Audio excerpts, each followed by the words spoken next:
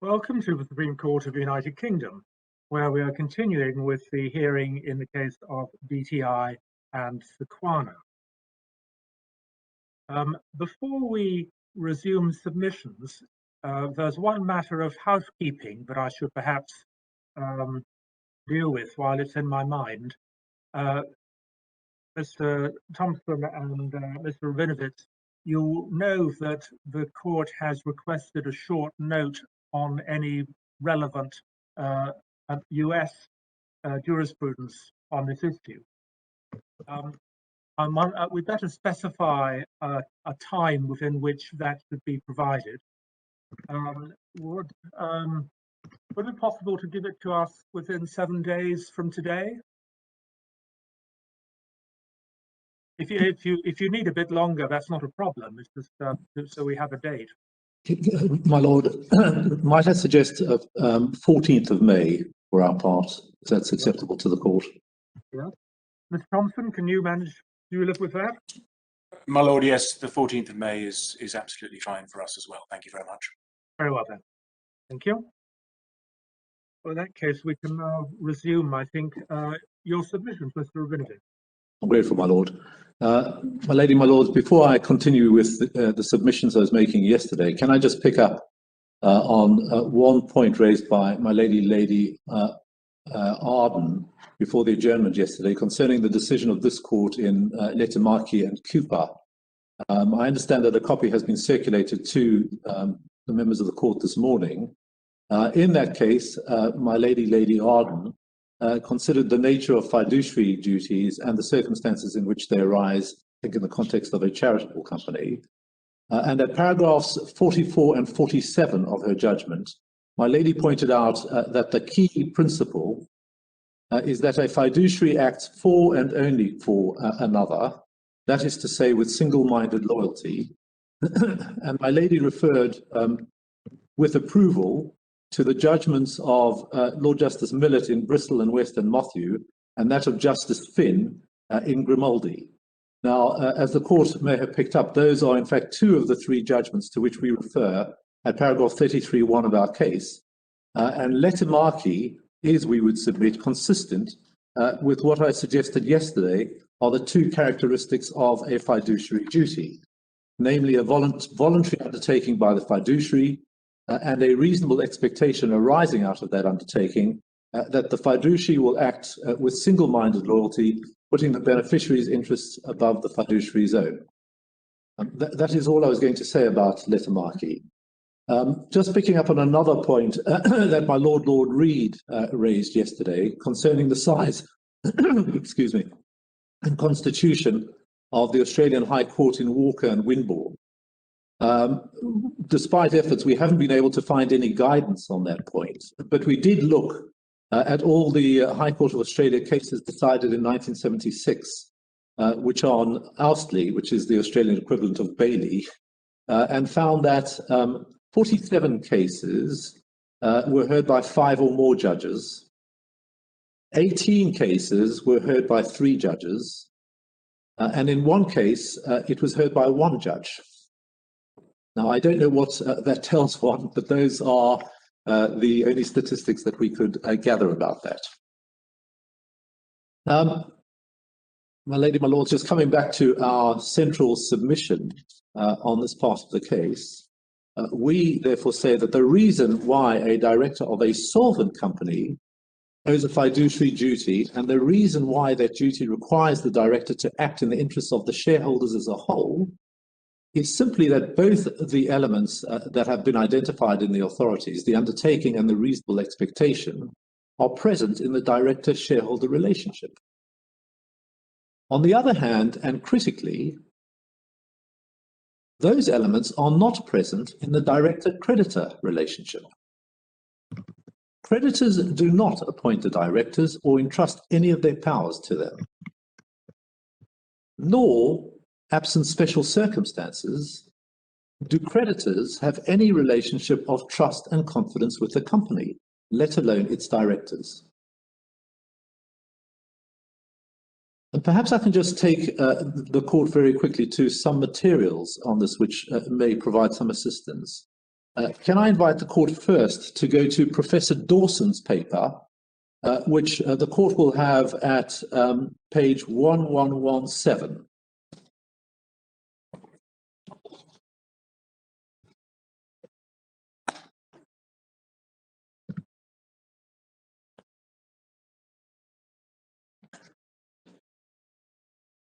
Now, if I can invite the court to go in particular to page 1129.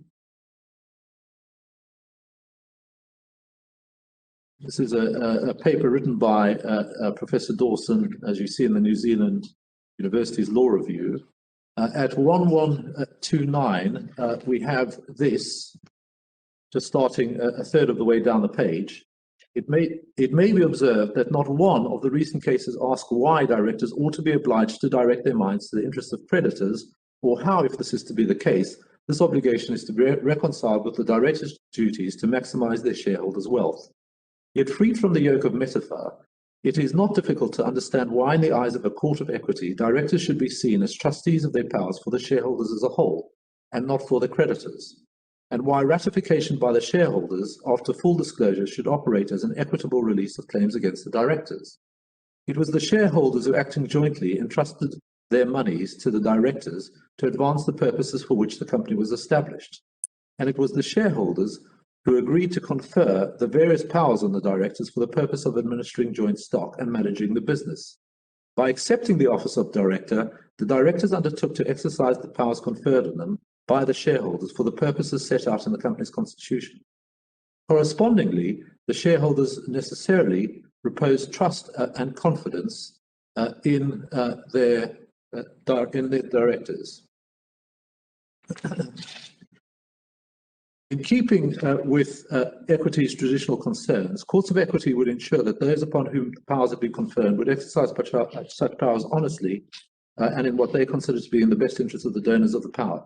It was true that the directors did not owe their duties directly to any individual shareholder, but this was because the whole object of the formation of the company was that directors should be entrusted with the administration and management of the joint stock, and the powers were conferred upon them under the constitution of the company with the intention that they should be administered in the interest of the shareholders collectively, rather than the interest of individual shareholders. Accordingly, duties were owed to the company rather than individual shareholders, and were enforceable through the medium of the company in general meetings. But in keeping with the general equitable principles, there were occasions when it was open to fiduciaries in breach of equitable obligations to obtain a release of claims against them by making full disclosure to the beneficiaries and having the beneficiaries ratify the transaction. Accordingly, it was possible for the promoters or directors to retain any profit made in the course of the formation of a company by making full disclosure to existing and intended members and having the companies ratify the agreement. This is then a reference to Salomon. By contrast, the reason that creditors fell outside the umbrella of a court of equity's protection was that creditors had not conferred powers on the directors and had no relationship of trust and confidence with them. On the contrary, they made contracts with the company at their own risk. That's Salomon again. And this is why the law placed so much importance on the creditor being notified in the company's name that the company's liability was limited. From a conceptual standpoint, therefore, it seems odd to suggest that directors are trustees of their powers or creditors, as the recent cases do. So that's Professor Dawson. Can I just take the court to one other article? That's Lord Lindley's treatise on company law, which the court will have at page 4684.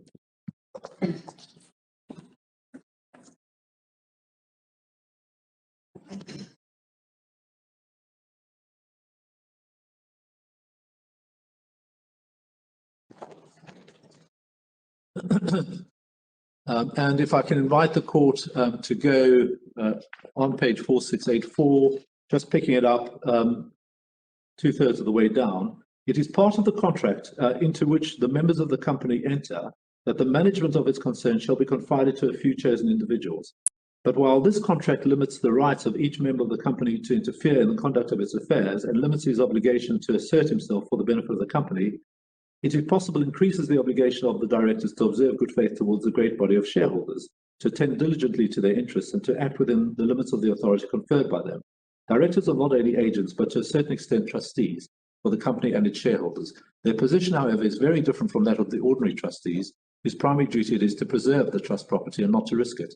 Directors have to carry on business, and this necessarily involves risk. The duty of directors to shareholders is so to conduct the business of the company as to obtain for the benefit of the shareholders the greatest advantages that can be obtained consistently with the trust reposed in them by the shareholders and with honesty to other people. Directors should remember that they are not the masters but the servants of the shareholders, and although it is true that the directors have more power, both for good and for evil, than is possessed by shareholder individually, still that power is limited and accompanied by a trust and is to be exercised bona fide for the purpose for which it was given, and in the manner contemplated by those who gave it. Now, just on the Lord Lindy treatise, the court may wish to note, just looking at footnote H, still on page 4685, a reference to the Poole, Jackson and White case, which is cited as authority for the proposition that directors are trustees of their powers for the shareholders, but not the creditors. And the court will wish to note that that is the case also known as Re Wincham, in which Sir George Jessel made the observations that I mentioned in opening. I will take the court to that authority in due course. Now, in the interests of time, can I just give the court references to the other writers and jurists who make the same point? Justice Kenneth Hayne, who talks about the creditor duty as being a solution in search of a problem, page 1162 onto 1163. Dr. Finn, in his book on fiduciary obligations, beginning at page 1138.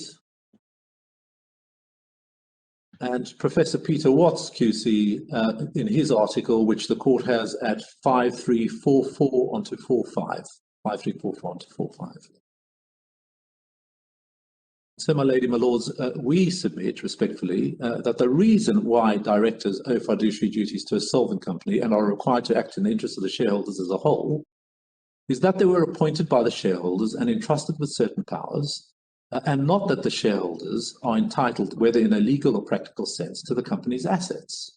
And consequently, we respectfully submit that the suggestion in Kinsella and West Mercia that the duties of directors change or shift when the company ceases to be solvent, because what is said in a practical sense about the shifting in the interest in the company's assets is with respect unsound. Now, just on this conceptual issue, it was very clear from a learned friend's submissions yesterday that his case on issue 1 and the correctness of West Mercia and the existence of the creditor duty within English law, the common law, is entirely founded upon the proposition that directors are required to act in the interests of whichever constituency has, as he put it, a sufficient practical stake in the company's assets. Shareholders when the company is amply solvent, and creditors when it is insolvent.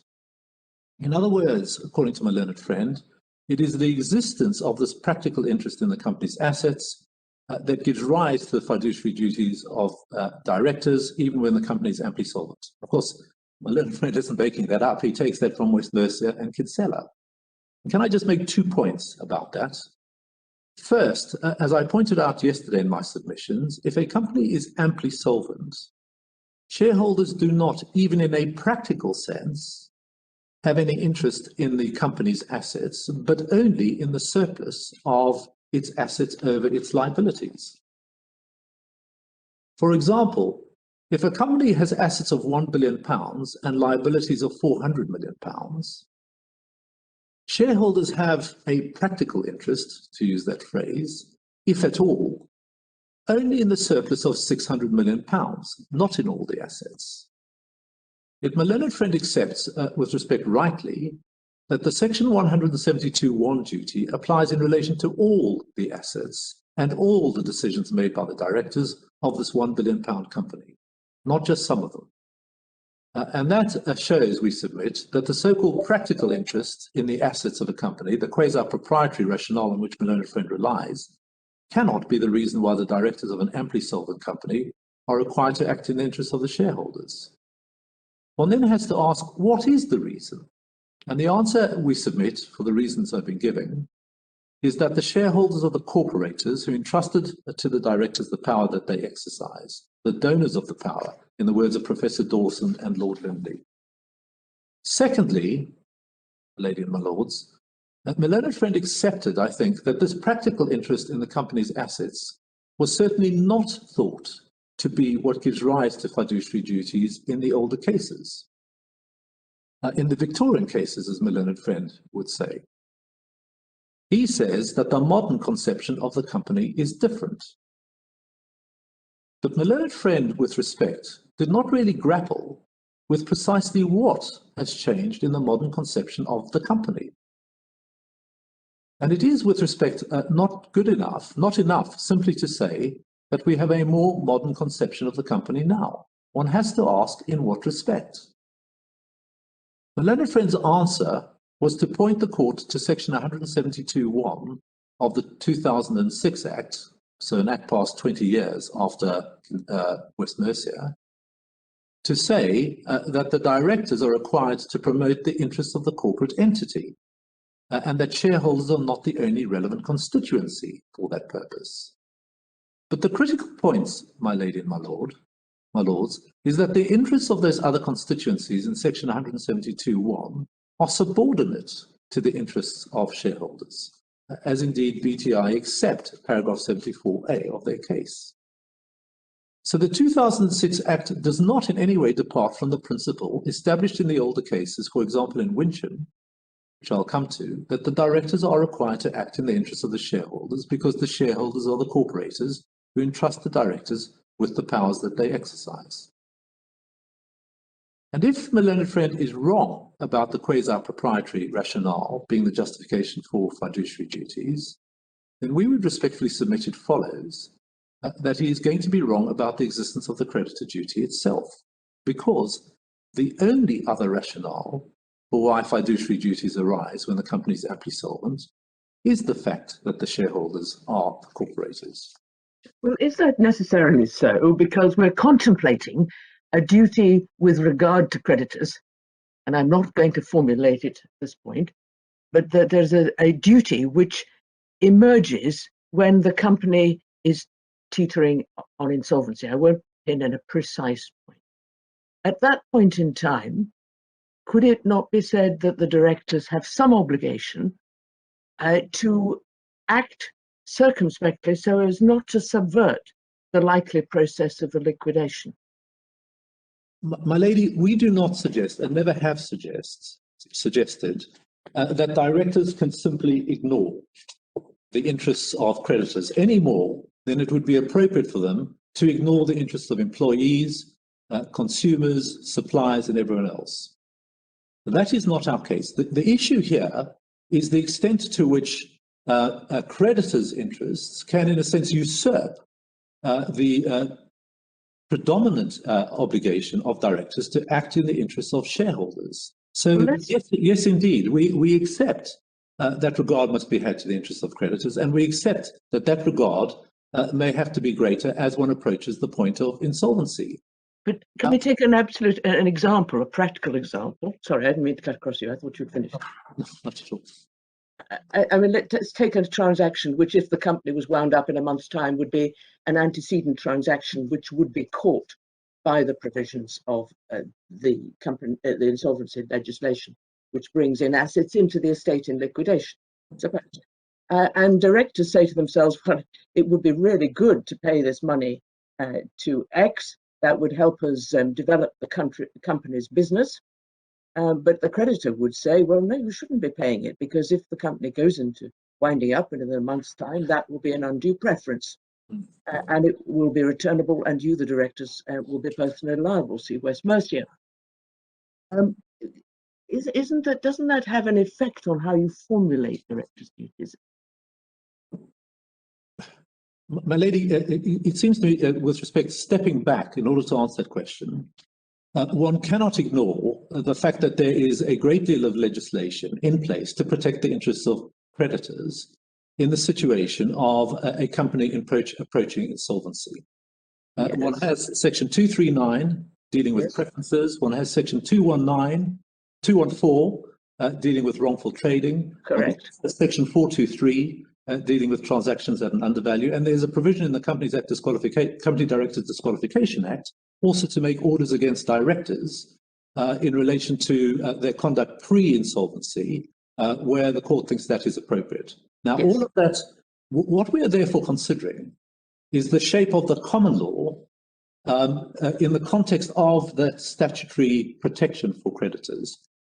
Directors will know that when they are acting for the company, which is approaching perhaps a point of no return of insolvency, that they face liability. Now, my learned friend seeks to distinguish liability from duties and to say, well, that doesn't tell directors how to behave. That simply gives rise to liability. With respect, I would submit that that is too fine a distinction.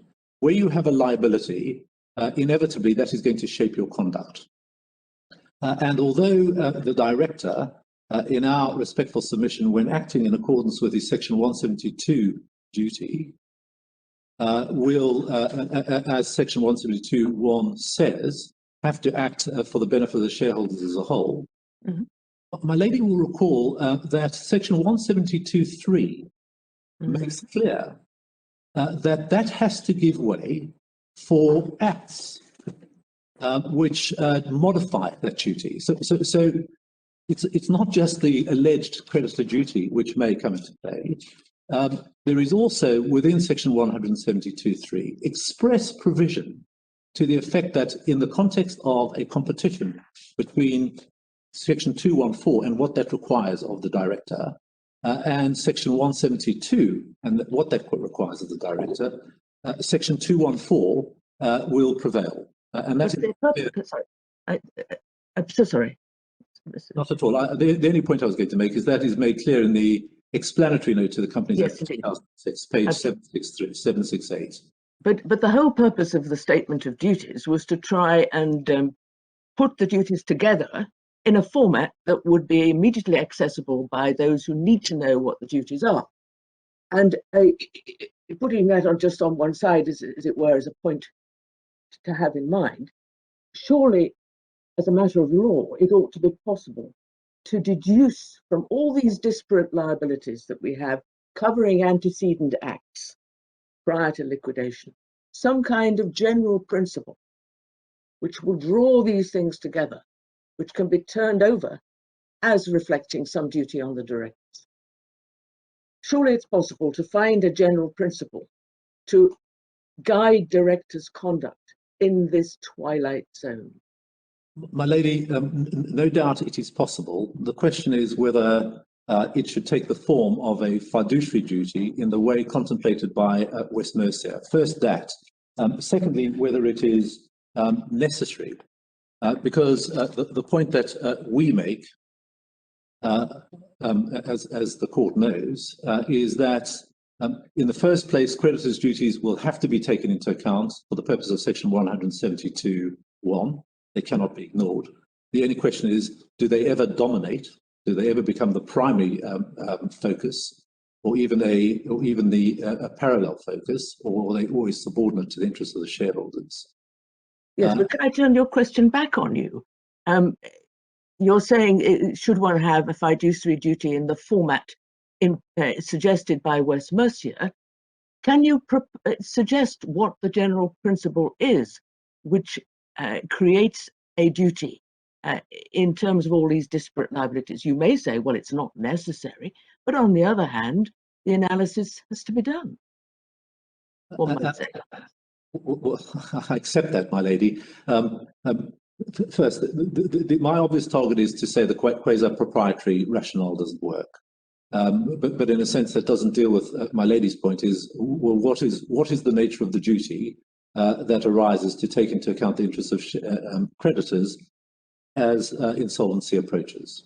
Mm-hmm. In my respectful submission, the analysis that requires to be done is to accept the obligation of directors to have regard to the interests of creditors, but for that never to have primacy over the fiduciary duty they have to act for the benefit of the shareholders as a whole. So one never has a shift from acting for the benefit of the shareholders as a whole to acting for the benefit of the creditors. Even in a transaction which, if the company went into liquidation next week, would be an antecedent transaction which was voidable and which, if it caused loss, they would be responsible under the general law. Well, the question in those circumstances, my lady, is whether directors could properly say that they were acting in accordance with their 172(1) duty in those circumstances. Because as I've tried to submit, they can't ignore the interests of the creditors at that point. Even having regard to acting for the benefit of the shareholders as a whole, in my respectful submission, in a situation like that, a fair amount of weight would have to be put on the interests of the creditors. Yes, but what Mr. Thompson has argued, and maybe you want to deal with this, was that if you leave the 1721 duty as it is, then you put the directors in the quandary, because that says that they must promote the success of the company. And in the situation in the twilight zone, they may not have, there may not be any, that may not be any real guidance to them. And it may end up with the wrong result being achieved by the law rather than the right result, which is achieved by analysing the organising principles.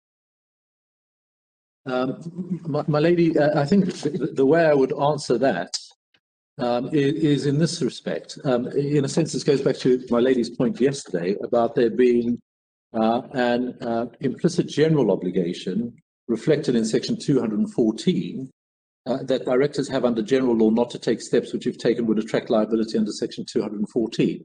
I think that was the point that my lady raised yesterday, page 52 of the transcript, lines 18 to 20. And we would respectfully submit that there is in fact no need to look for an implicit obligation, because section 214 is an enactment within the meaning of section 172(3), and therefore capable of modifying the section 173 of itself. And put another way, the section 172(1) duty ceases to apply if it would otherwise require the directors to take a step which would attract liability under section 214. But your answer is not answering the question. What is the duty of directors? You've got a board of directors sitting in your room, let's suppose, who want advice what they do next, and you have to tell them what their duty is. What would you say? Well, in my respectful submission, what one would say is, having regard to section 214, you have a duty not to act in a way which would attract liability under section 214, because any duty you would have under section 172(1) yields to section 214. Yes, I agree. But then what one could surely do, I suggest, is by putting together these disparate liabilities, find the organising principle which links them all together. Join this discussion. I rather wonder whether there's any reason to suppose there is an organising principle in the common law for a variety of statutory provisions. And I could push the point further. I mean, this strikes me as really terribly important in practice, because, as the ladyship says, the directors are having to look forwards. They don't know at the time they take a decision whether the company is going to go into liquidation or not. And a lot of the statutory provisions apply retrospectively in the event that a winding up does occur. And what the directors will be doing is considering whether, for example, they might be able to trade, whether the company might be able to trade its way out of its current difficulties, or whether they might be able to achieve a restructuring of the company's debts that would enable it to carry on in business. And they have to take these decisions not knowing what the outcome is going to be, but with an awareness of potential liabilities under, for example, section 423 or section 214. But if instead the court is going to place on an obligation to take to some sort of common law obligation to consider the interest of creditors at that stage, one which is going to be enforced after the event by courts with all the benefit of hindsight, I thought it's liable to have a very inhibiting effect on the way directors actually behave. Indeed, which is of course, what the Common Law Research Group concluded, and indeed what the government itself concluded when it rejected paragraph 8 of the draft law which that group produced. My lady, my lord, I'm not suggesting this is easy, and I'm not suggesting that I have the brain to, in a sense, identify some organizing principle which underlies all of these statutes in this area. What I can, however, do is to say that the basis upon which West Mercia was decided is flawed. And what I can, with respect to, is to say that the attempt to graft the need to have regard to the interests of creditors onto a fiduciary duty which is not owed to creditors is, with respect, misconceived. Yes, sir. And finally, to recognise the point that my Lord Reed makes, that if you graft a fiduciary duty owed, in a sense, to strangers to the company onto the duties that directors ordinarily owe to the shareholders, that is going to inhibit the function for which directors are put in place to perform, which is to manage the company and run the company for the benefit of the shareholders. Can I just make clear two things? In my questions to you, I never suggested going beyond the existing liabilities. Simply an organising principle for the existing liabilities. Nor did I suggest it was a duty not owed to third parties, not the company. I understand, my lady. So it was a very restricted form of organising principle, and it may be that with the benefit of reflection and the experience that the courts have had since West Mercia, that it may be possible, or it may not be possible, to say there is some common thread here that can be pulled out, that won't go beyond those liabilities, not for the purpose of this debate. I'm not going beyond existing liability. My lady, of course, what your ladyship says is correct, and I overstated the position. But in terms of an organising principle, and whether there is one beyond, can I suggest that it may be that there isn't an organising principle, but what you have are attempts which arise to deal with particular problems that occur in the event that directors simply ignore the interests of creditors. And those find manifestation in Section 214, Section 239, and the like. It may well be that that is the way that the law has dealt with it. In a sense, what has happened here is that there's been a recognition, and I do see my Lord Briggs's hand up, and I will come to you. There is a recognition here that simply allowing directors always to have regard simply to the interests of shareholders may produce unfortunate results. And that is why Section 172(1) has been modified to say that directors have to have regard to the interests of these other constituents. The real debate with respect here is whether the overarching obligation which is owed to the shareholders can or should be displaced other than by statute. Yes, that's not raised by my question. My question is simply reflecting statute. Indeed, indeed. And I recognise, my lady, that it's perfectly possible that the court will wish or may wish to produce some new formulation of some new duty which reflects some organising principle in that twilight zone. I'm only speaking for myself and just seeking assistance. I'm not giving any indication. I understand. My Lord Briggs, my Lord Briggs. Mr. Williams, I noted down a couple of times in your exchanges with Lady Arden, you saying, we don't say that directors can just ignore the interests of creditors and other stakeholders. It's just that they don't have priority over the interests of the shareholders. Now, I had thought that the purpose of issue 1 was to enable you to say that the directors are never required to consider I know it goes on and says, or act in the interests of creditors. So questions about when there is any such obligation don't arise, and questions as to the priority of that obligation or its severity or weight don't arise either. But I think I understood you to be saying we do accept that directors should take into account the interests of creditors. It's just that if they diverge from the interest of shareholders, then the shareholders' interests prevail. Is that the rather way in which you're putting it? That is the way in which we have always sought to put it, my lord. Yes. And that then makes sense of, well, we're going to get onto ratification in a moment. Yes. But this ties in with what we say about ratification. As long as we don't say you ignore, that would be an extremely extreme position to take, that you can simply ignore the interests of creditors any more than you can ignore the interests of employees, customers, and the like. And Section 172.1 makes clear that you can't. Section 172.1 lists people whose interests have to be taken into account, and creditors aren't on the list. But it's an inclusive list. It says includes, and one understands the structure of Section 172 because, of course, when 172 was produced, West Mercia was authority, and there was an assumption made that the position of creditors was going to be different.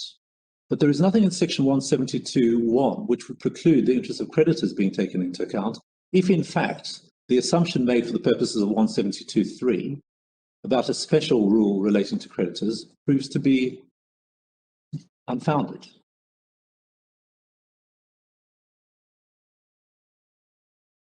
Thank you. I hope that at least answers your question and provides some assistance as to what our position is, and I'm sorry if it wasn't clear.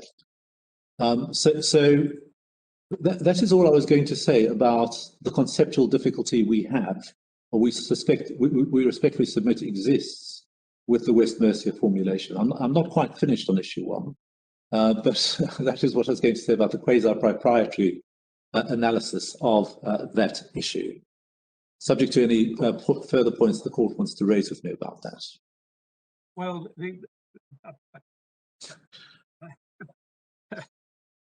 it's just a pretty fundamental point, I think. Unlike creditors, a creditor's relationship with the company is based on contract, and it's inherent in the relationship that there is a risk that the creditor will lose their money. Indeed. That's the whole point of establishing a limited liability company. Indeed. The whole purpose of it is to protect the corporators from liabilities to creditors by interposing the company with limited liability.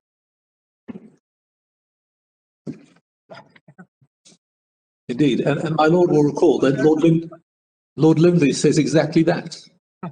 And that is with respect why one has Professor Dawson talking about a solution in search of a problem. Or was it one of the other professors? Hay talks about a solution in search of a problem. Because once one recognizes that creditors are not part of the company, creditors deal with the company at arm's length, and they deal with it with their eyes open that there's limited liability, and that they're risking their money, and that they need to take protection.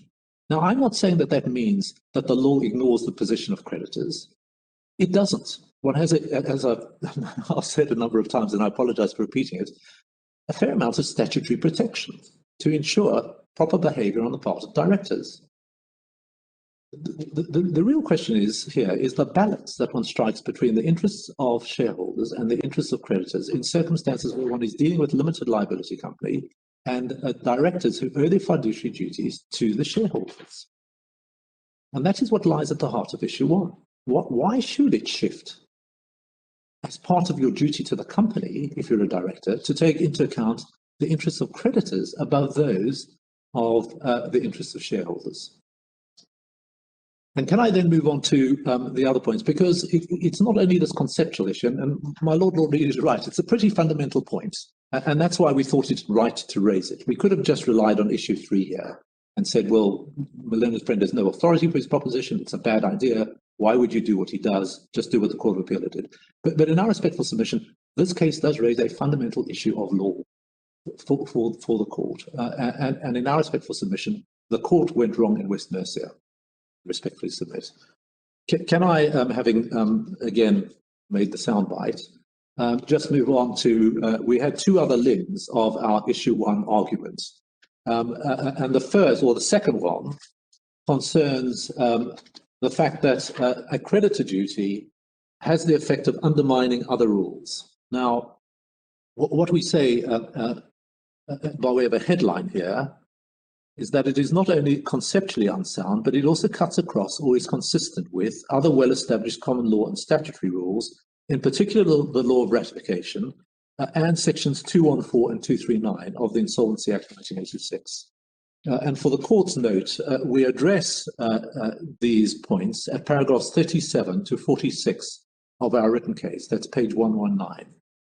Now, given the demands of time, I'm going to, if I may, just focus on the ratification question, because in a sense it is a more fundamental question than 214 and 239, which are creatures of statute.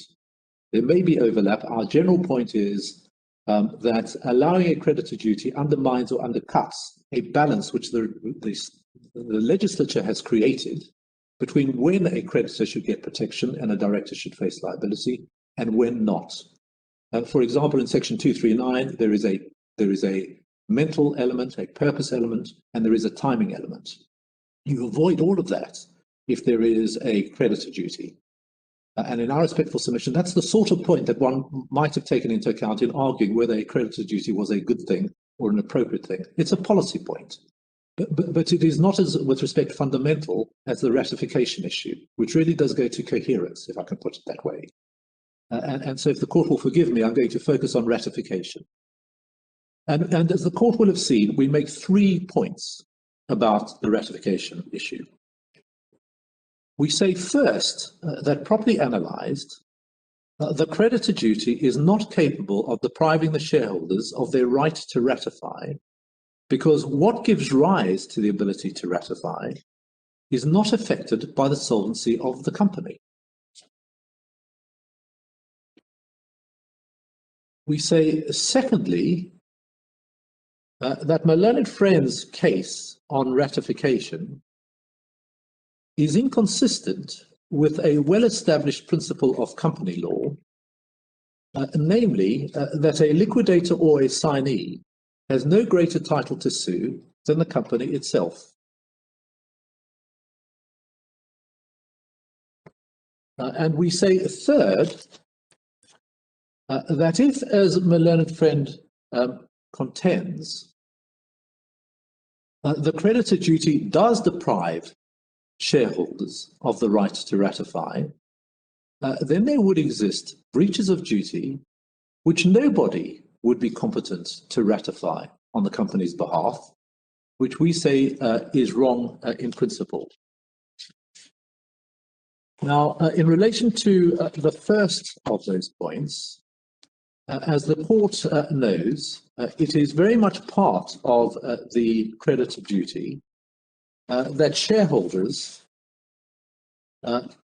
even acting unanimously, are not entitled to ratify a breach of the creditor duty.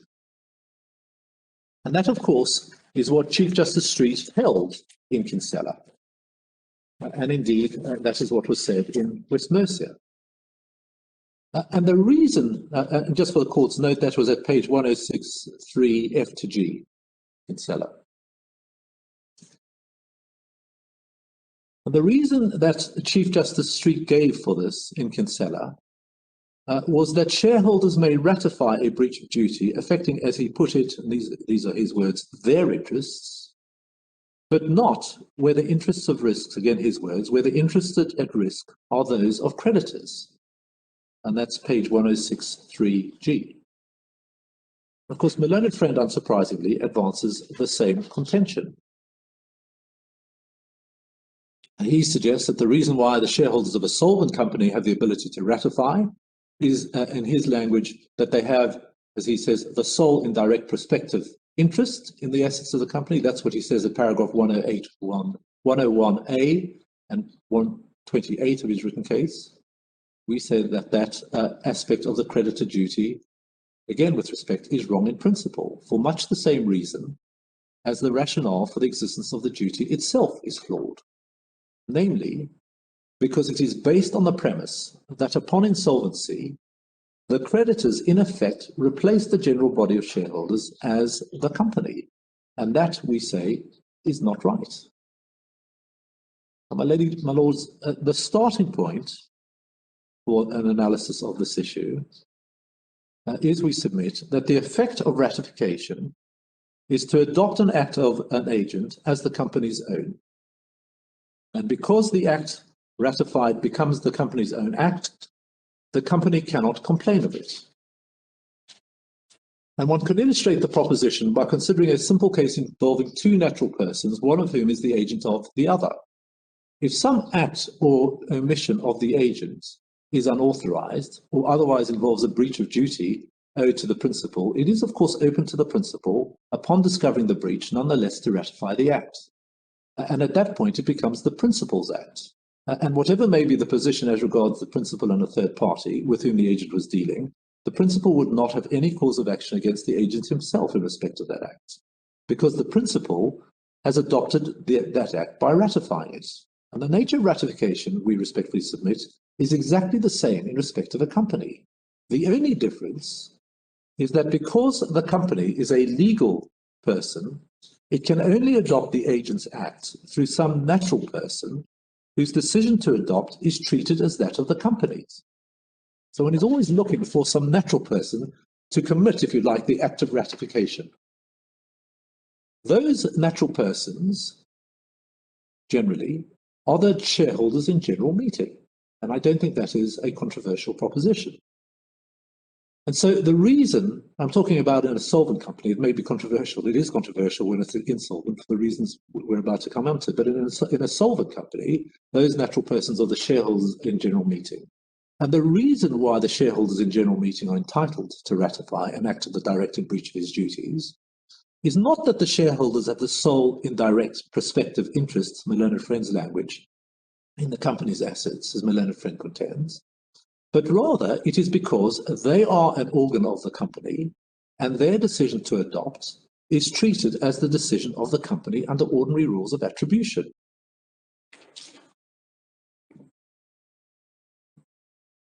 And for that, can I just give the court a reference to Lord Justice Lawton's judgment in the multinational case, page 498 at C to D, and the same proposition is to be found in the advice of the Judicial Committee in the Attorney General for Canada and Standard Trust case, page 4105 to 6.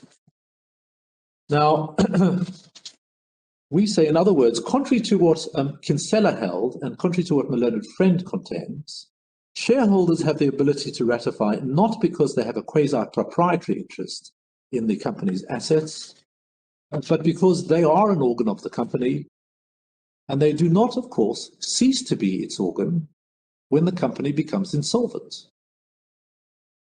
Again, in my respectful submission, that is a proposition which cannot be doubted. The shareholders remain an organ of the company even when it is insolvent.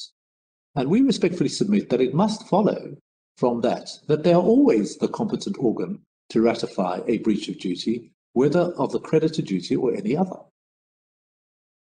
And what we respectfully submit that illustrates is that, contrary to what Chief Justice Street suggested, the shareholders are in fact always the competent organ to ratify a breach of duty. And that is the first point we make about the analysis of ratification in Kinsella. The second point is this. And for the court's note, this is a point we address in paragraph 39.2 of our written case, page 121. In short, we refer here to the well-established principle that a liquidator or a signee has no better title to sue the director for breach of duty than the company itself had before the liquidation or assignment. And again, I don't understand that to be controversial, but for the court's note, it's explained by Lord Justice James in the Coventry and Dixon case, that's page 1841, court's bundles. And it's also to be found in the advice of the Judicial Committee in the AG for Canada against Standard Trust case at page 4105. My lords, what this principle entails is that a liquidator or assignee cannot assert some right of the company unless the company itself, prior to the liquidation or assignment, could have asserted that right. Now, the premise of the claim against the directors for breach of fiduciary duty is that a duty owed to the company was breached. That being so, it must therefore have been possible on the date of the breach for the company itself to have sued the directors. And of course, if the company could have done that on the date of the breach, it must equally have been possible for the company then to have decided not to sue the directors. The right to decide to sue, whether to sue someone, obviously includes the right to decide not to do so. And I would note, my lady and my lords, that on the date of the breach, before any liquidation or assignment, the company, even if it is insolvent or on the verge of insolvency, can only make these decisions through one of its organs, such as the general body of the shareholders. And so it follows that on the date of breach, the general body of shareholders must necessarily have been entitled to decide to sue or not to sue the directors for that breach.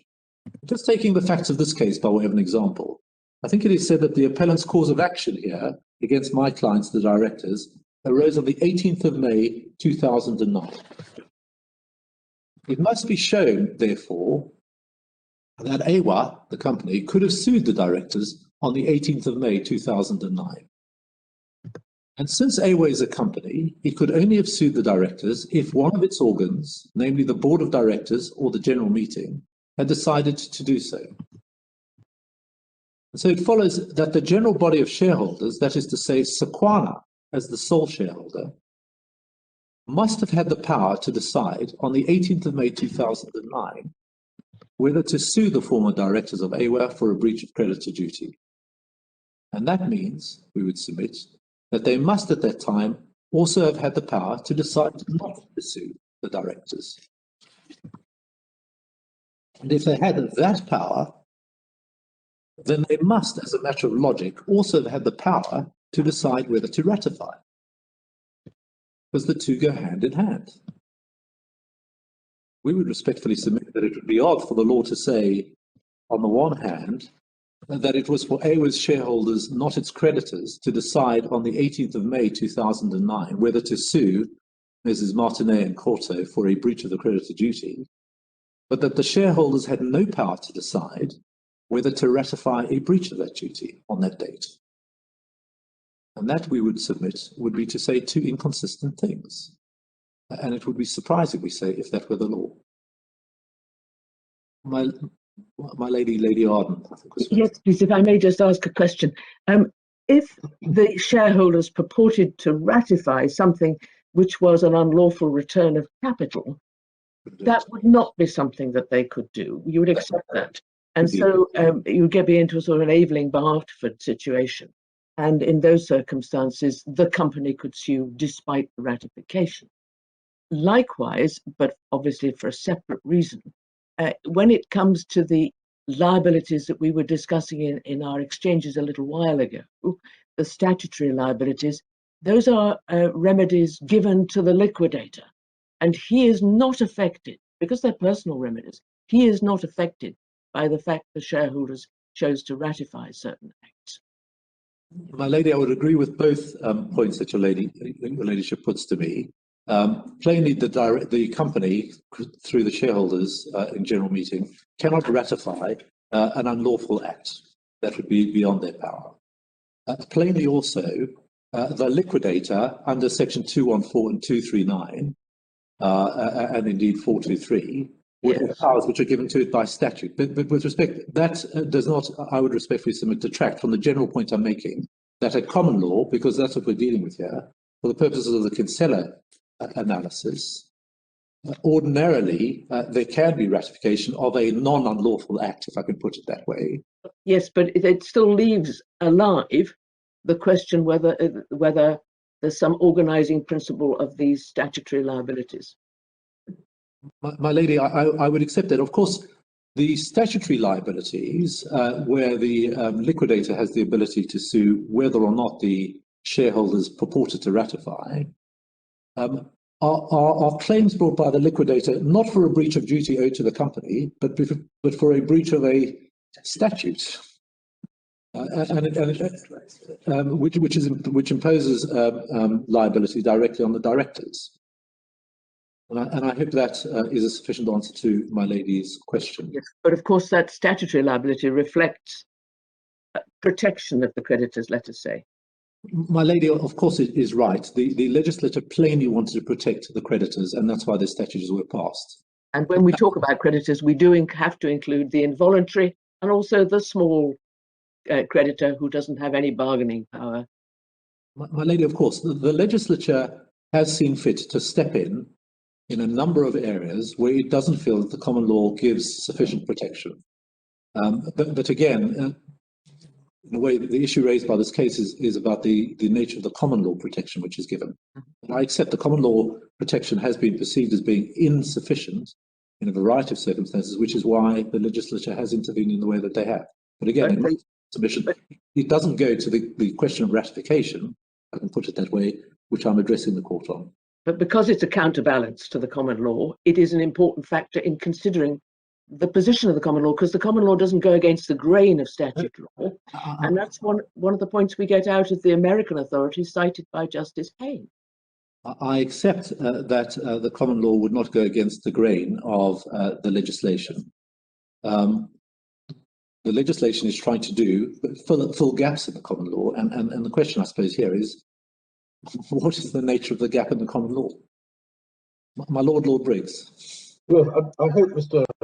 at some stage you're going to come to the authorities which quite consistently do appear to lay down that the power of 100% of the shareholders to commit the company to anything within its corporate capacity, whether by way of ratification of the decision of directors or not, comes to an end if either A, the company is already insolvent, or B, the transaction in question renders the company insolvent. My Lord, I'll come to that if I may. Because there is a line of authority, it's all I think set out in the appellant's case or summarised, including Pawsey and Wake, both for multinational gas, which have laid that down, albeit all falling short of Supreme Court or parallel authority. Yes. Can I come to that in a moment, my Lord? Can I just say, I understand your submission of principle of why those cases should be wrong, because you say that the shareholders don't cease merely because the company is insolvent to be the relevant organ of the company. Indeed. And they probably don't until the company goes into some form of liquidation or administration. But I think I, for one, will need help in deciding that we should simply overrule all those authorities. I appreciate what your Lordship said. Of course, one doesn't need to overrule those authorities. But my Lord is right. I mean, in a sense, if I'm right, then those authorities are wrong. But in a way, my target is a little bit narrower than those authorities. My target is simply the creditor duty. Can I, on those authorities, just say this, perhaps, my Lord? What? I mean, please choose your time, but for my part, I think I need to have some help with them. I will come back to that after the break, if I may. Okay. So I was about to move on to, I think I've given the example of the creditors of the fact. Sorry, I've given an example relating to this company and the fact that in relation to AWA, they must the shareholders of AWA could have chosen to sue or not to sue as at the date of the breach. And that if they could choose not to sue, it must follow also that they could choose to ratify at that date. And that we say that it would be to say two inconsistent things, to say they could choose not to sue, but could not ratify. Now, we submit the point that Lord Justice Russell was making in Bamford and Bamford, namely that the power to decide whether to sue for a breach of duty carries with it the power to decide whether to ratify that breach of duty. I wasn't proposing to go to it, but the reference for the court is at page 1323. And the passage is at 1353E to H. Now, in our submission, this point can also be made good by starting at the other end of the telescope, as it were. Once a liquidator is appointed, plainly the liquidator has the right to decide to sue a director for a breach of duty, to decide not to sue him, or to settle or waive a claim for breach of duty. Liquidators routinely do all of those things.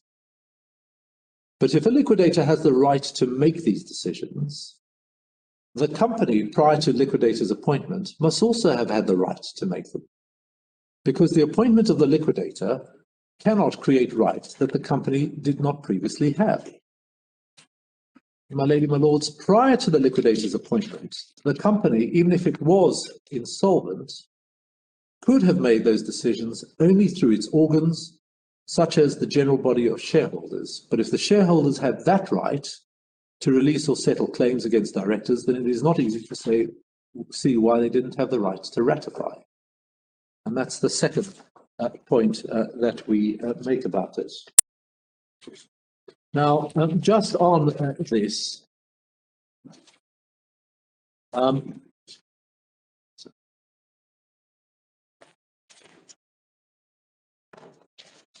the point we make, that I just made, is we submit a fundamental difficulty with my learned friend's case. He said in terms yesterday that the reason why the creditor duty is unratifiable, is not unratifiable, I think he said, is that an office holder would be able to ratify it. That's what he said at page 57, lines 5 to 10. The reason why the creditor duty is not unratifiable is that an office holder would be able to ratify it. But as I've just been submitting, an office holder cannot exercise a right that the company could not itself have exercised before the appointment of the office holder. Indeed, my lady, my lords, the very fact that an office holder is able to ratify a breach of duty by the directors must show that it must have been possible for the company to do so prior to its appointment. And the shareholders are the only organ which could have done that on its behalf. Can I then move on to the third of the points that we make about ratification, the third of the problems that we have, and it is this. If Chief Justice Street's premise is correct, namely that upon insolvency, the creditors, in his words, are entitled to be regarded as the company, is the way he puts it, then it ought to follow that whilst the shareholders cannot ratify a breach of creditor duty, the creditors can do so. But in fact, and I don't think this is in dispute, the creditors cannot do so either. And that is because of the principle in Irvin's case that only a body of persons themselves authorized to do or transact an act can ratify it. But the creditors obviously could not themselves have done that which the directors did on behalf of the company. For example, the purchase or sale of an asset or the payment of a dividend. And so it follows that the creditors have no ability to ratify the breach of the creditor duty either. Just for the court's note, Irvin's case is at page 4357 of the authorities bundles, and the passage in question is at 4365 in the advice of Sir Barnes Peacock. And what this means, my lady and my lords, is that if BTI is right, and indeed if Kinsella is right about the existence of this creditor duty, a breach of which cannot be ratified even by the unanimous assent of the shareholders, then that would mean that there is a class of duties, perhaps a class of one, the breach of which can never be ratified. In other words, if my learned friend is right, then what English law is recognizing is a duty owed to the company, but one, a breach of which the company is simply incompetent to ratify, because there is nobody whose decision to ratify is capable of being treated as the company's decision. And we respectfully submit that this is unlikely to be correct, and that this itself therefore calls into question the soundness of the creditor duty itself.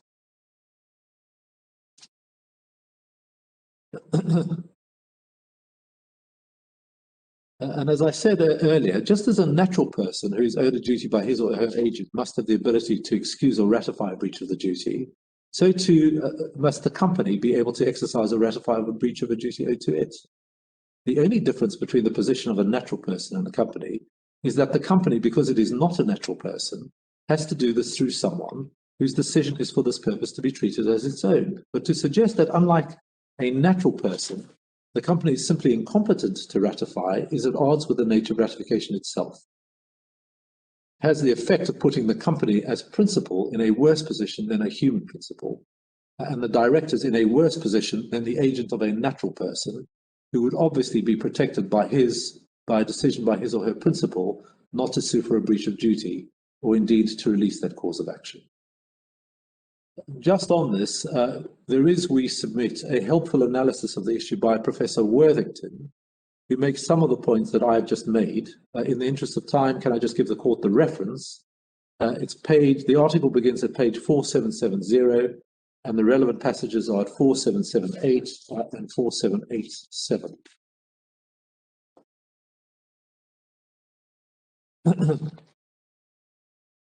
Now, can I also just give the court a reference to Professor Renard's paper, who considers the creditor duty to be unsound for the reasons that I have been seeking to develop relating to ratification. That is at page 1193. The relevant passage is at page 1197. Professor Dawson makes a similar point in his article, page 1117, and the court should see in particular page 1129.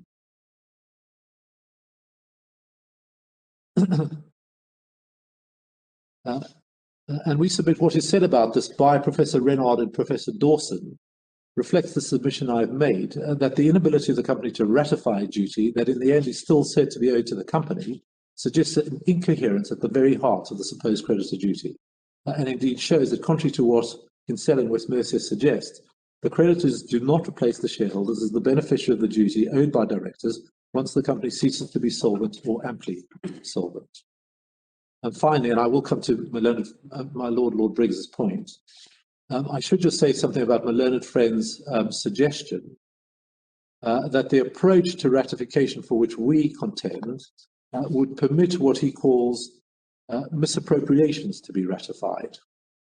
That is what he said at paragraph 101C to D of his case, page 80. We answer this at paragraph 40 of our case, page 122. And as we make clear, we do not accept that. First of all, we submit that if the misappropriation in question takes the form of an unlawful dividend, then we accept that it cannot be ratified. But that is because the shareholders cannot, even unanimously, ratify something that they themselves could not have done, namely pay an unlawful dividend. Secondly, if the payment takes the form of a lawful dividend, then it is difficult to see on what basis that could be described as a misappropriation. It plainly is not. And third, if it takes the form of an intra vires payment to someone other than a shareholder, obviously it wouldn't be a dividend at all, but provided it is intra vires, there is, we submit, no reason why the shareholders are not competent to ratify a breach of duty by the directors. Indeed, there is authority with which the court will be familiar that says in terms that they can do that.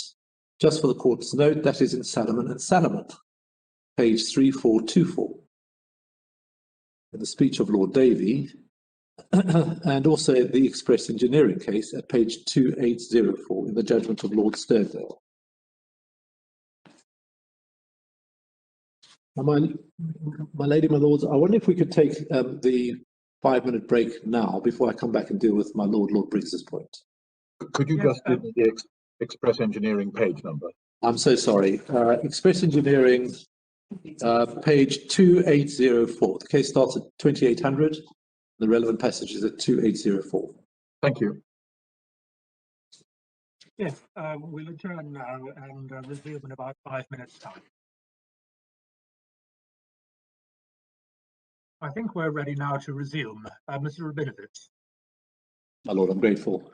Can I address now the point raised by my Lord Briggs about the various cases which have been referred to, which identify limitations on the ability of shareholders in general meeting to ratify acts of directors.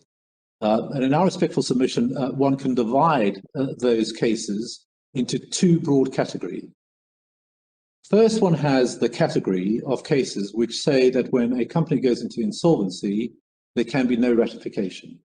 Now, those cases all rest entirely in terms of the analysis for why the shareholders cannot ratify on the existence of a creditor duty as articulated in West Mercia, particularly at page 693. And in our respectful submission, I'll come to this in due course, if West Mercia is wrong about the creditor duty, then those cases have proceeded on a wrong basis, and they may fall to be reconsidered. There is, secondly, a separate line of cases which identifies a different limitation on the ability of shareholders to ratify, and that concerns those cases which are concerned with fraud on creditors. Now, we do not say that those cases should be overruled, but we do submit for three reasons that these cases do not assist my learned friend, or indeed the analysis of creditor duty being a duty, the breach of which cannot be ratified, because they cannot explain, those cases cannot explain why a breach of the creditor duty can never be ratified. Can I just identify three reasons in relation to the fraud on creditor point, which we say explain that line of authority in a way which doesn't cut across what we say about ratification of the West Mercia type point. First, although this is not entirely clear, the fraud on the creditor exception appears generally to be regarded as concerned only with the rules preventing a company from returning capital to shareholders, in other words, with unlawful dividends. And the reason that those acts cannot be ratified is simply that the company itself has no power to return capital, even by a unanimous decision of the shareholders or by amending the articles.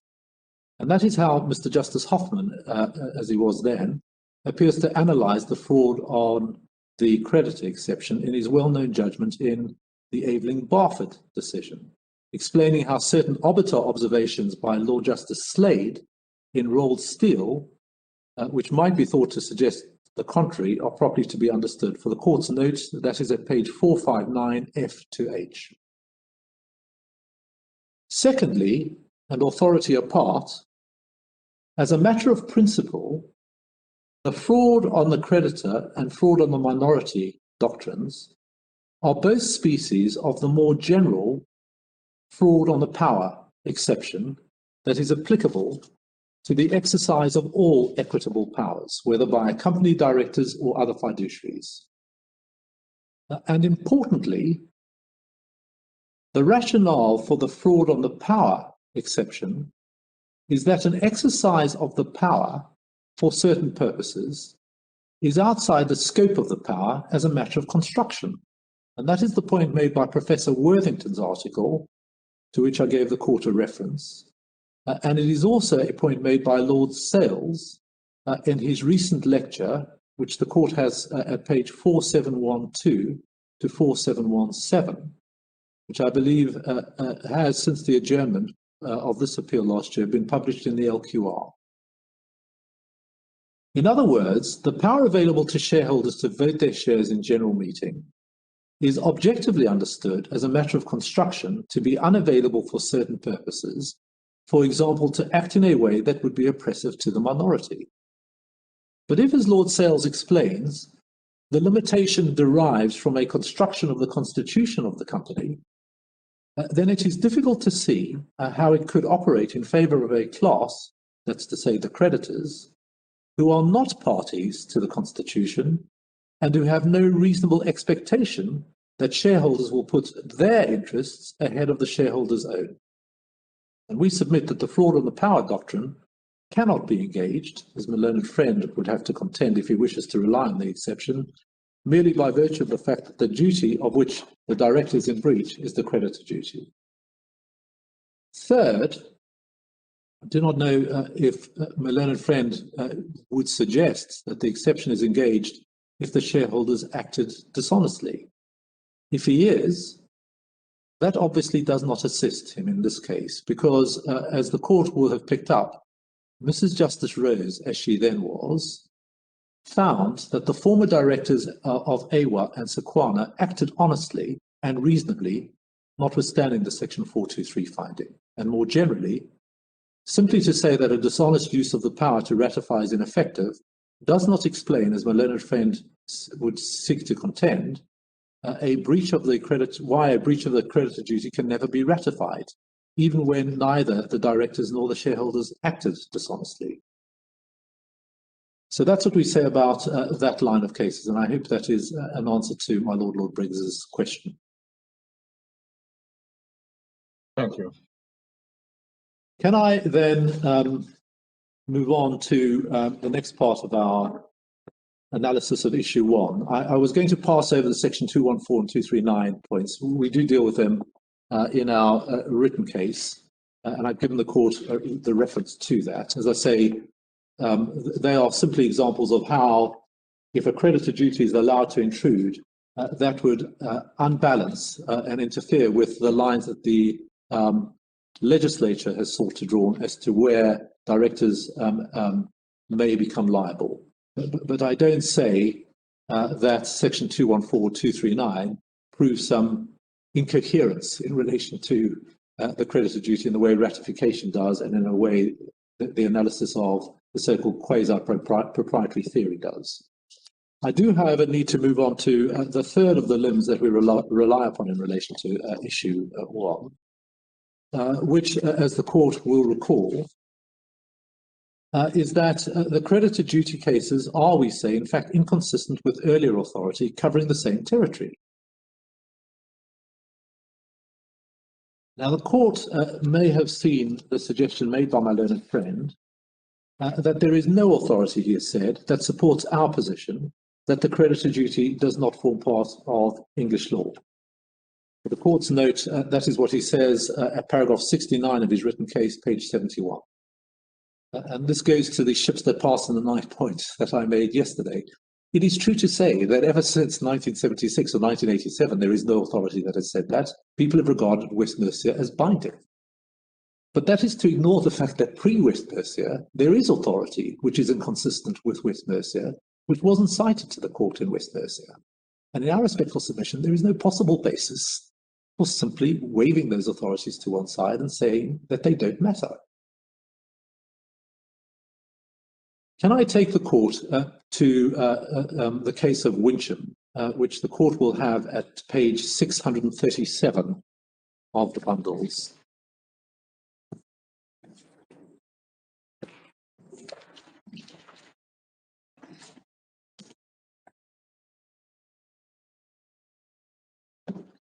Sorry.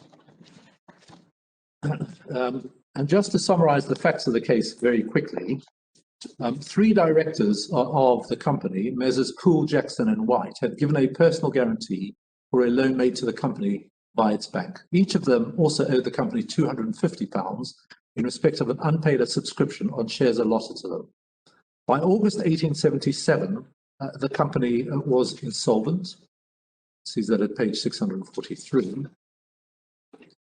In September, the 3 directors paid the money due on their shares and caused the company to use this money to discharge the debt owed to the bank. This released them from their personal guarantees to that extent, but operated to the disadvantage of the other creditors. And one sees from the report of the argument, page 639,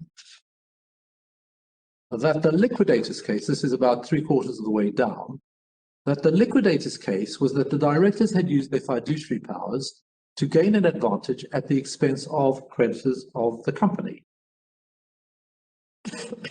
And that, in short, is what Vice-Chancellor Bacon held at first instance. But his judgment on that was unanimously reversed by the Court of Appeal. And can I invite the court to go, in the judgment of the Master of the Rolls, Sir George Jessel, to page 643, about halfway down. Can I ask that you read the passage beginning with the words, the Vice-Chancellor decided the question on this ground until the end of the judgment, which is over the page.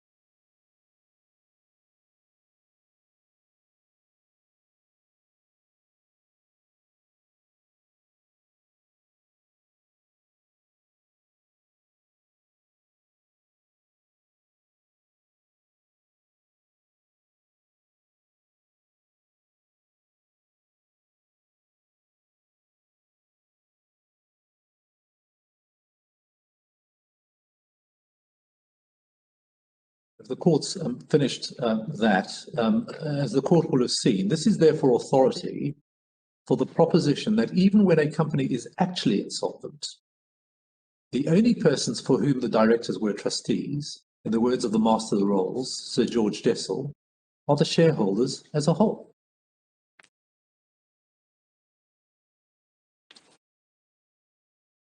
And this judgment, we would respectfully submit, is of some importance, not just because of the eminence of its author, but also because the facts of the case are virtually indistinguishable from those of West Mercia itself. Now, the court has West Mercia at page 691. You can just turn to that. Again, the court will may have in mind the facts of the case, but just to summarize very briefly, to make my point about the facts being very similar, West Mercia was a wholly owned subsidiary of the Dodd Company. It owed 30,000, which owed it, and it owed it £30,000. Mr. Dodd was a director of both companies. Like Messrs. Poole, Jackson and White in the Wincham case, he had given a personal guarantee to a bank, Lloyds, to secure an overdraft of the Dodd Company. And the two companies were, by May 1984, insolvent. And one sees this from page 692G. There's a reference to that. And on the 21st of May 1984, Mr. Dodd caused the West Mercia Company to pay £4,000 into the Dodd Company's overdrawn Lloyds account. One sees that at page 693A to B. And as in Re Wincham, this had the effect of releasing him, Mr. Dodd, from his personal guarantee to the extent of the payment. The liquidator, perhaps because he wished to sue Mr. Dodd rather than the Dodd Company, which was itself insolvent, chose not to bring a claim for fraudulent preference against the recipient of the preference, the Dodd Company, but instead sued Mr. Dodd himself for misfeasance. And again, one sees that at 692A to B. That claim failed at first instance, but as the court knows, it succeeded in the Court of Appeal. And the court has already seen the reasons why it succeeded, namely by reason of the creditor duty, which Lord Justice Dillon took from Kinsella and adopted. That's at page 693H and following. Now, as the court will have seen, we have suggested in our written case that Lord Justice Dillon's judgment may well have been an extempore judgment. And at all events, it is clear that he doesn't appear to have been referred to Re Wincham. It is not altogether easy, we respectfully submit, to see on what basis the two cases, West Mercia and Wincham, can be reconciled. In particular, as the court has seen, they are both cases in which a director of an insolvent company, with a view to obtaining some collateral personal benefit, has caused the company to make a preferential payment. And in both cases, that transaction operated to the prejudice of its other creditors, but did not cause any loss to the company itself because its debt to the creditor preferred was discharged. But in one case, Wincham, the court held this was not a misfeasance on the part of the director, but in the other, West Mercia, the court held that it was. So we do respectfully submit that West Mercia is inconsistent with authority, that indeed was binding on the court. And in any event, for reasons we've already identified, West Mercia doesn't provide any satisfactory answer to the point of principle made by Sir George Jessel. Now, the other authority that we would respectfully submit is relevant here is the Salomon case itself. I'm not proposing... Before you leave Wincham and West Mercia, of course, Wincham was a case simply to put the name of the directors onto the list of contributories. It wasn't an issue about making them personally liable. But it was a claim on behalf of the company for breach of duty, and the remedy then was to put them back on the list of contributories. In other words, say it's a fraudulent preference and therefore invalid, and therefore they were back where they were. But it wasn't based on it being a fraudulent preference. It was it was found in Wincham that there wasn't a fraudulent preference. Mm-hmm. So that can't be said to be the basis for any decision. It wasn't found to be a fraudulent preference in that case. But there was no claim against them for personal liability. Well, the effect of the claim against them would have been to restore the extent to which they had been released from acting to their case. I mean, the case was concerned with an application against the directors by the official liquidator. One sees that at page 637. He was seeking, therefore, to enforce a director's duty to the company itself. Well, I think he was trying to enforce calls on shares. Anyway, we can have a look at that separately. As I say, the other case that we refer to is Salomon, which I'm not going to take the court to. We deal with it. Your lordships and your ladyship will have it at page 3389, and we give... Just before we leave West Mercia, we don't actually know which are the cases to which Lord Justice Dillon said they'd been referred, do we? Because I think the law report only tells you which cases are referred to in the judgments. My lord, your lordship's right about that. So it's a sort of guess that they weren't referred to Wincham. It is.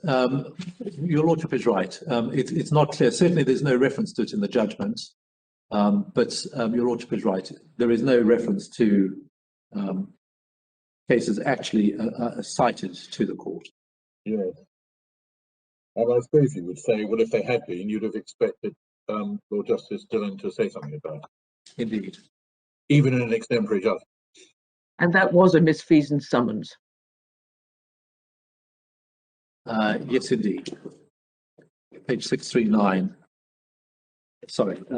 Yes. Just in Wincham, if you go to 639, that was a claim based on a breach of fiduciary duty owed to the company. So although it was to make them remain as contributories, the basis of it was that there was a breach of fiduciary duty to the company. So in our respectful submission, it is on all fours with West Mercia. Now, as I say, we also rely here on Salomon. My learned friend makes the point, and it's a fair point, that in Salomon, the company was not insolvent. But there is nothing in Salomon to suggest that the solvency or otherwise of the company was relevant to the court's analysis there. It wasn't because the company was solvent that the court said the breach of duty could not be ratified. It just said these are the trustee, the directors are trustees for the shareholders, and they can ratify. Now, if the court is with me that West Mercia was wrong in relying on Kinsella and ignoring cases like West Mercia, Wincham, in our respectful submission, this court should overrule West Mercia. And can I identify 6 points as to why this court should not hesitate to do so if the court is with me on the general point? First, although my learned friend refers to a wealth of authority, and he's right, there is a wealth of authority, nearly all of that wealth of authority are first instance decisions. Secondly, the point now raised about whether the recognition of the creditor duty is a sound development of the law does not appear to have been argued in West Mercia or in any of the other cases that follow it. Perhaps because West Mercia was, or at any rate was thought to be, binding on most of the courts that have mentioned the rule. Third, West Mercia has always been controversial. I've shown or identified for the court criticism of it going back to the late 1980s or early 1990s, and so it could never have been regarded as settled law without an authoritative decision by this court, for which this case is the first opportunity. Fourth, it is not suggested that anybody relied on the principle in West Mercia who would now be prejudiced if this court were to overrule it. Fifth, if the court is satisfied that West Mercia is wrong in principle, but the court does not overrule it, that would entrench in the law a rule that is prejudicial to the interests of the shareholders for years to come. And sixth, the House of Lords in this court have not hesitated to depart from a rule that they are satisfied is wrong in principle, at least where questions of detrimental reliance do not arise, even if the rule has stood for a very long time. And I don't need to remind the court that it has been willing to overrule such cases. So for those reasons, we would respectfully invite the court to declare that the creditor duty does not form part of English law. And in that event, of course, issues 2 to 4 would not arise, but subject to the court, that was all I was proposing to say about issue 1. Can I then, my Lord Hodge? One thing you haven't addressed us on is what is said in the Companies Act itself. Now, my recollection from reading the papers was that the Company Law Reform White Paper on Directors, which I think is MS 958, described the clause pre-enactment as preserving the current legal position. I know that Professor Watts suggests that Parliament was agnostic as to the existence of the creditor's duty, but I wonder if that is in fact accurate. It seems to me that it is at least arguable that 1723 is acknowledging the existence of the West Mercia rule. Can I make this point about it, my Lord? There can be, I think, little doubt that 1723 makes an assumption about the existence of a creditor duty. That is why creditors' interests are not identified in 172.1 and why a reference to the interests of the creditors are made in 172.3. But this is not an attempt to codify the law, and it certainly doesn't say that the creditor duty is part of it. It simply makes an assumption about that. And if that assumption is wrong, as my learned friend acknowledged yesterday, the court, it is open to the court to overrule West Mercia. The way my learned friend put it yesterday was that you should be slow to do so because of an assumption made that it did form part of the law. And indeed, it's not difficult to see why that assumption would be made in circumstances where West Mercia had been in place by that stage for a number of years. But what I would respectfully submit without extract out of section 172.3 is that 172.3 codifies and makes as part of the statute a creditor duty.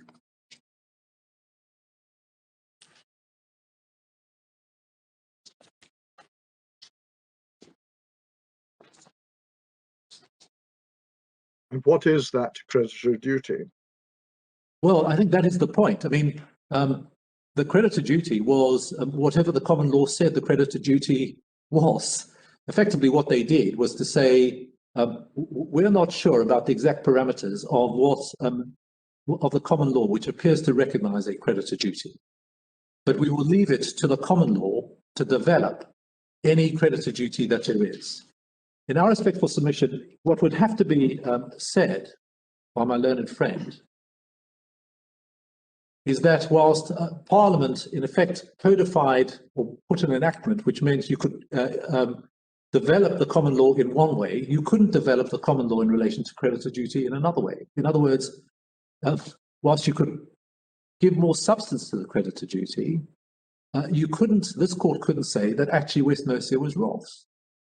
Well, it's a strange use of language to describe abolishing the creditor duty as a development of the common law of the creditor duty respect. And essentially the white paper, which is relevant to the interpretation that spoke of preserving the current legal position, which of course allowed for legal development, but it did assume that West Mercia was correct. It certainly did, and as I think I started off by saying, there was an assumption that West Mercia was correct. Yes. But if the court concludes that it's not correct, then in my respectful submission, there is nothing in the statute that would prevent this court saying it's not correct. There may be nothing expressly in the statute, but the purpose of the statute was to set out in a coherent way, but allowing for further development, the duties of directors. And when 1721 was formulated without reference to creditors, and 1723 was formulated assuming a creditor duty, that was Parliament's statement as to the duty of directors. Yes, of course, the House of Lords and now the Supreme Court can develop the law and can overturn decisions reached by the Court of Appeal. But it seems to me it must have very careful regard to what Parliament thought was appropriate as a statement of the duties of directors at the time they enacted this codification of those duties. My Lord, I wouldn't, with respect, disagree with anything your Lordship has said. The court plainly has to have careful regard to the fact that Parliament assumed that there was a creditor duty, having regard to the fact that there was a Court of Appeal decision which said that there was a creditor duty. But in my respectful submission, it does not follow from that if this court concludes that West Mercia was wrong, that there is anything, either because of the white paper or because of section 172.3, that prevents this court from saying so. And that doesn't undermine Parliament's intention. It may mean that Parliament, as indeed all the courts, made an assumption as to the law which was wrong. But that happens not infrequently with the law. And it just means that not only were the judges wrong in terms of assuming that there was this law, but so too were the people who were looking at what to enact in the statutes. Yes, it wasn't an oversight. This was against the background of the Law Commission's report on directors' duties and the work of the common law, the Company Law Reform Steering Group. Of course, and I'm not suggesting that the Law Reform and the Steering Group plainly regarded West Mercia as authority and representing the law of this jurisdiction. The question is it right?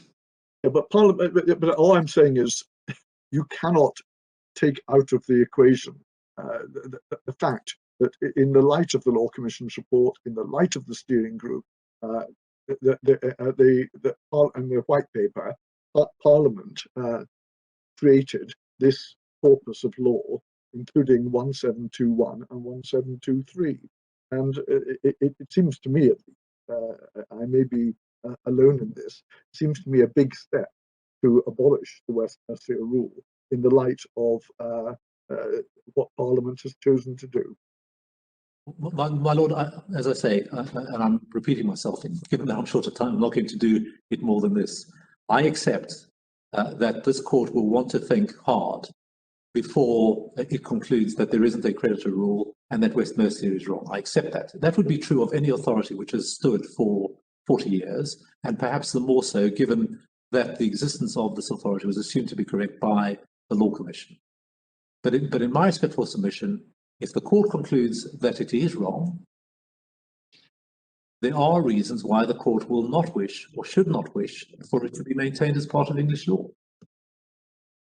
I think there may have been some other questions, but I can't now remember who had their hands up. I had my hand up. Yes, I did have my hand up because it seemed to me that it was rather important to note that Parliament just didn't say in the white paper, or rather, sorry, the government didn't say in the white paper, it's preserving any existing protection for creditors under directors' duties, but it's preserving a specific, specified legal position. And the white paper would be an admissible aid on interpretation of Section 172. That was the point I was going to make. But also, we do have to bear in mind that West Mercia is only dealing with directors' liability for fraudulent preference, avoidable preference, sorry. Well, with respect, it does rely upon the existence of a creditor duty generally. Your ladyship's right, the specific context is a preference, but it states the law as applying on the basis that there is a creditor duty that arises. As it happens, it says on insolvency, but it doesn't limit what it's saying to preferences. Part of my case is that it shouldn't apply to dividends, as your ladyship says. That's a matter of interpretation, if that were the issue. But it's the actual principle in West Mercia that the director should be personally liable for avoidable preference which he's caused the company to make. Is that a challenge? Yes, it is. That particular proposition. Yeah, it's not a breach of duty. Well, it's if the company can't get it back from the recipient, the company suffers loss. With respect, it doesn't suffer loss because the company had a liability to that person. What is affected is the pari passu principle. The company doesn't suffer any loss. The company had a liability, and what has happened is that that liability has been discharged.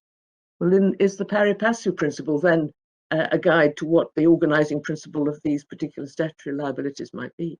With respect, I'm not sure that it is, because that would apply to preferences, but it may not apply to, for example, wrongful trading.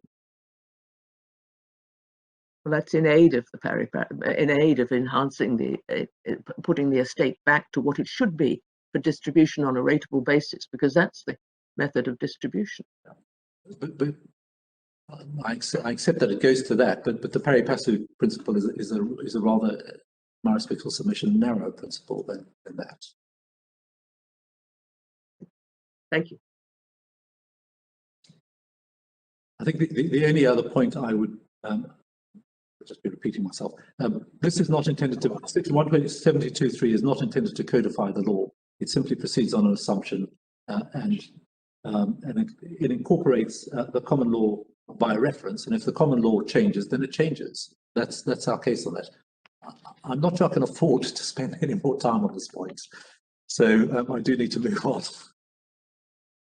Unless someone has another question for me, which I do need to obviously address. Can I then move on to issue 2?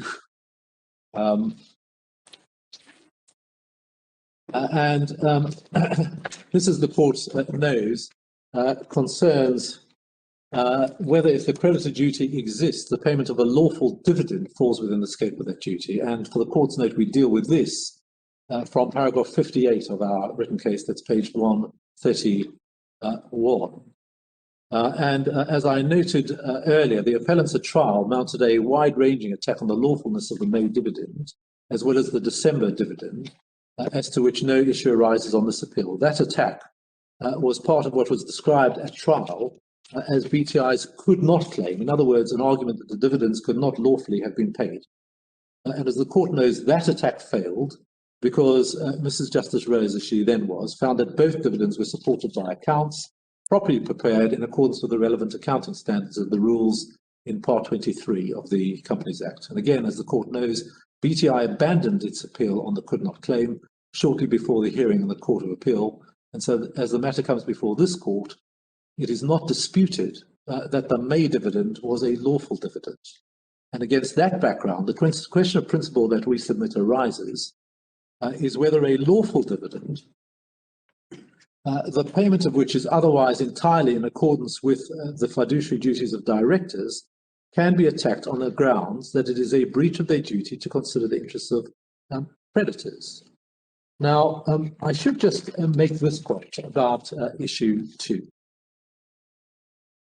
This point assumed a prominence in the Court of Appeal because, of course, at that level, it was not open to us to challenge the existence of the duty itself in West Mercia. Since West Mercia was, as my Lady Arden has pointed out, not a case about lawful dividends, but it was about preferences, it was open to us to invite the court to consider whether it was capable of applying to lawful dividends. But in fact, the points I'm going to make about issue 2 may well be relevant to issue 1 as well, because they are a further reason we submit to question whether the creditor duty is sound to begin with. Before I get into the detail of issue 2, can I just identify for the court the core proposition that we say one gets from it? One of the outcomes which my learned friend characterizes as unacceptable, and which he says should be prevented by the creditor duty, is the distribution of the company's profits to its shareholders when there is a real but not remote risk of insolvency. My learned friend says that this simply should not be possible. And the court will recall the example he gave yesterday of a company which receives advice that it has a 60% chance of succeeding in litigation, and on this basis makes a distribution to shareholders. So, as I say, the outcome which my learned friend wants to say is unacceptable when we come to issue 3 is the distribution of profits where there is a real but not remote risk of insolvency. The significance of issue 2 is that far from regarding this as an objectionable outcome, the law already permits it through a variety of methods, including, as I'll come on to submit, members' voluntary liquidation under Section 89, a provision in the articles for mandatory dividends, or dividends declared by shareholders. And what that demonstrates, we submit, is that the law does not regard this outcome as inherently objectionable or undesirable at all. And if that is right, it would, we submit, be surprising if the same outcome were to be objectionable merely because it is achieved by a different method, namely a decision of directors to pay a dividend. On the learned friend's case, what is otherwise an acceptable outcome becomes unacceptable merely because of the method chosen to achieve it. And we submit, to put it at its lowest, that would be a surprising position for the law to take. And with that introduction, perhaps I can go to the detail of issue 2.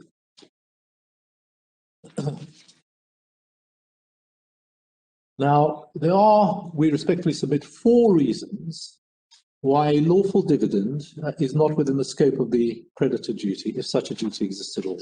I'm afraid I'm going to have to take this quite quickly because I do need to move on to issue 3 at some point. First, to extend the duty to such dividends would cut across and undermine the statutory regime governing the payment of dividends, and in particular Part 23 of the 2006 Act. Secondly, such a duty, if it extends to dividends, would cut across and be inconsistent with the operation of the common law capital maintenance rules. Third, it would be inconsistent with the court's approach to what is in reality the same question under Section 89 of the Insolvency Act. And fourth, it would introduce other anomalies, oddities in relation to the payment of dividends, which are difficult to rationalize. Can I very briefly develop each of those points? The significance first of Part 23. Now, the starting point for our submission on this issue is to note that the assets of a company are in principle always subject to 2 kinds of claims. They are first claims by creditors, for whom the company's assets are a means of satisfying the debts owed to them. And then there are secondly claims by shareholders, for whom the company's assets, where a distribution is permitted, are a means of obtaining a return on their investments. And it is, of course, beyond argument that if the company's assets are insufficient to satisfy both, then the claims of the shareholders are subordinate to the claims of the creditors. But equally, if a company is solvent and has, as it were, surplus assets, it also has an inherent right to distribute that surplus to the shareholders, either upon liquidation or by way of dividend. And the right is inherent because, as Lord Millett pointed out in the Laird case, it doesn't depend for its existence on any provision in the Articles of Association. But what is significant for the purposes of this appeal is that the right of the company to distribute surplus profits to shareholders is subject to various restrictions, the most important of which are to be found in Part 23 of the 2006 Act, and the common law maintenance of capital rules, usually known as the rule in Trevor and Whitworth. Part 23, as the court knows, provides that dividends may be paid only out of distributable profits. That's section 830 and 836 of the 2006 Act, page 738 and 745. And there are three particular points about the operation of Part 23 that we would emphasize. First, the rule that dividends may be distributed only out of distributable profits is itself a rule designed to protect creditors. Authority for that, Trevor and Whitworth, page 3648 to 3662, and Abling and Barford, Mr. Justice Halfman, page 453 and 459, F to G. Secondly, not only is the rule that dividends may be paid only out of distributable profits one designed for the protection of creditors, but in seeking to protect creditors, it is to be noted that Part 23 goes so far as to remove from the directors the ability to decide by their own criteria whether there are in fact distributable profits. Instead, this is to be ascertained by reference to detailed rules laid down in the Companies Act, which require, putting the matter in broad terms, that distributable profits must be shown to exist by statutory accounts which are properly prepared in accordance with the relevant accounting standards. Third, the requirement that a dividend is not lawful unless it complies with Part 23 and the accounting standards protects not only present creditors, but also contingent or prospective creditors. And take, for example, a company like BAT itself, which brought the Section 423 claim that succeeded. BAT obviously has very considerable assets, but as a company in the tobacco industry, it was also exposed at various stages to claims, for example, class action claims, which could potentially result in very considerable liabilities. Now, suppose there was a class action against BAT seeking damages of, say, $10 billion. One does not know, until the claim is determined many years later, whether this is actually will become a liability of the company. And in theory, there are various ways in which one might deal with this as a matter of accounting. One might say, for example, that BAT should keep back $10 billion and therefore cannot, to that extent, pay dividends. Or one might say that BAT can simply ignore the claim until it actually becomes a liability, even if it has a very high prospect of success. And then there are, one imagines, various other possible approaches between these two extremes. But what is perhaps plain is that in relation to liabilities of this kind, which are uncertain in timing or amount, the line has to be drawn somewhere in order for the company to be able to prepare its accounts, report to the market what it is actually worth, pay dividends, and no doubt for various other purposes as well. And what the accounting standards with which the company is required by Part 23 to comply with do, we would respectfully suggest, is to draw that line. They draw the line in relation to any liabilities that is of uncertain timing or amount by the concept of the best estimate, itself the subject of detailed consideration by FRS 12, which, as the court will recall, is the applicable accounting standards. And as I noted at the outset, FRS 12 requires the company to make a provision if a transfer of economic benefits is probable. So probability is the test. And, my lady, my lords, that is how the legislature, through Part 23 and FRS 12, have chosen to draw the line in relation to liabilities that are uncertain in timing or amount. And having drawn the line in that way for the protection of creditors, it is, we would respectfully suggest, implicit that any assets following the application of the statutory rules that remain are properly to be regarded as surplus assets and are to be available for distribution to shareholders. That is to say, they are assets which the company is not required to retain for the purpose of paying its creditors. And the fact that FRS 12 adopts a particular test, namely, is a transfer of economic benefits probable, rather than the test for which BTI contends, is there a real but not remote risk of a transfer of economic benefits, is, we say, central, because FRS 12 obviously represents the professional judgments of accountants and, by extension, the legislature, as to how liabilities that are uncertain in timing or amount affect the asset position, and indeed where the balance is to be struck between protecting the interests of creditors and allowing the company to distribute to shareholders the profits which are theirs. And what we would respectfully suggest is clear, is that this judgment, that's to say the professional judgment of accountants and the judgment made by the legislature, does not go anywhere near as far as BTI wishes to go and asks this court to go. So if a company which is subject to litigation or some other liability that is uncertain in timing or amount distributes a dividend, and that dividend is lawful,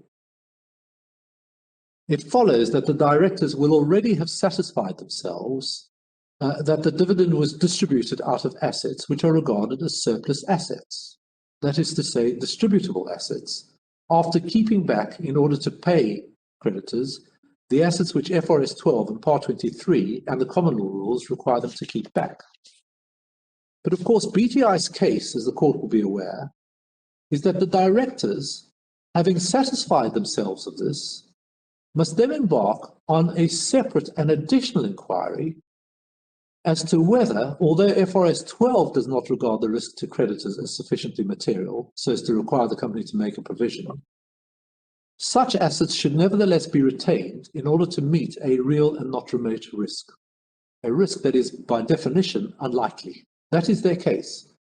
Even though you've satisfied FRS 12 and Part 23, which requires that you hold back sufficient assets to cover anything which is a probable risk, BTI's case is that that is not enough, and you have to go back and do the exercise again, because it's not enough that you have enough to cover probable risks. You have to cover unlikely risks as well, simply on the basis that they are real risks.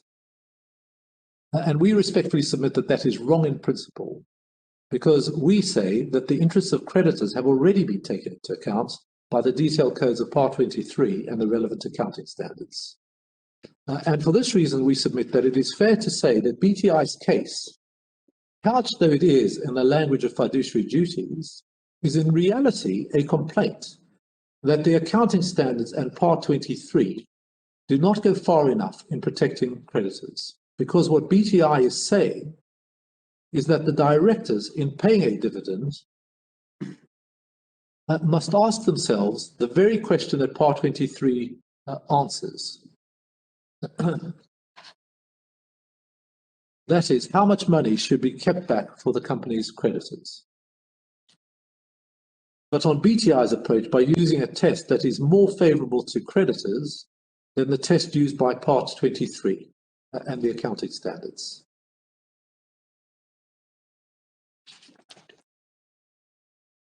And again, to be clear, although in my learned friend's written case, they seek to portray Part 23 as being a rigid set of technical accounting rules, that is not at all how these rules were regarded by Lord Justice Robert Walker in Bairstow. For the court's reference, that's page 1304 at 1314E. Lord Justice Robert Walker quoted with approval the observation made by the learned judge at first instance in that case, that Part 23 or its earlier equivalent was a statutory code designed to make it entirely clear whether or not a payment of dividends is properly made, and that it was designed to be a major protection for creditors and members.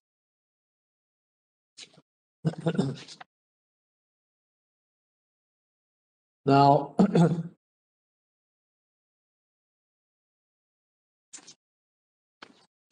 So that is what we say about Part 23.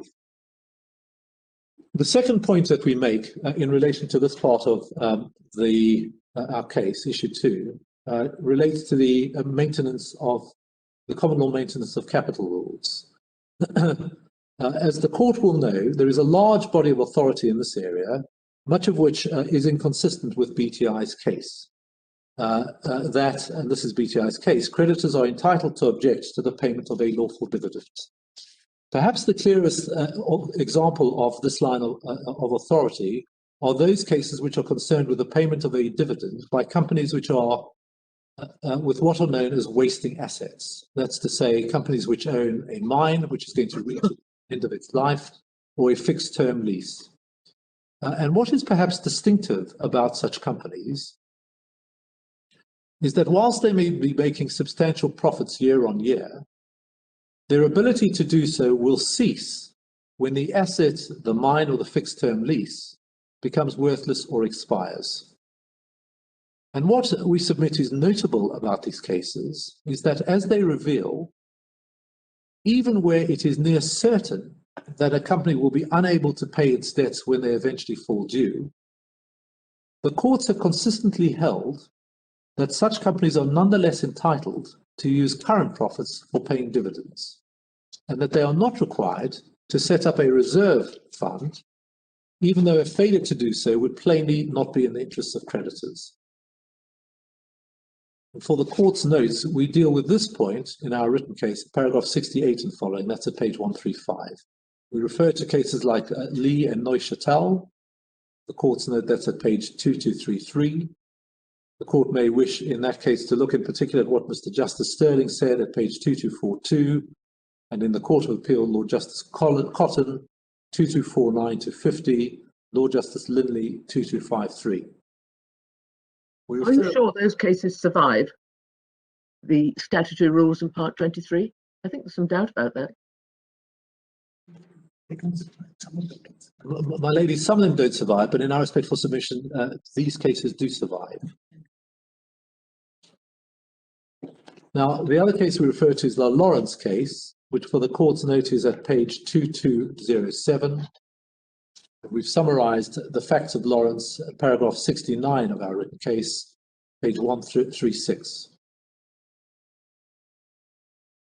And we would respectfully submit that it is at least implicit in all of those cases that provided that a dividend is paid out of profits and not capital, no further question arises about whether that dividend is nonetheless something that prejudices creditors, and on this ground, a breach of the fiduciary duty of the directors who paid it.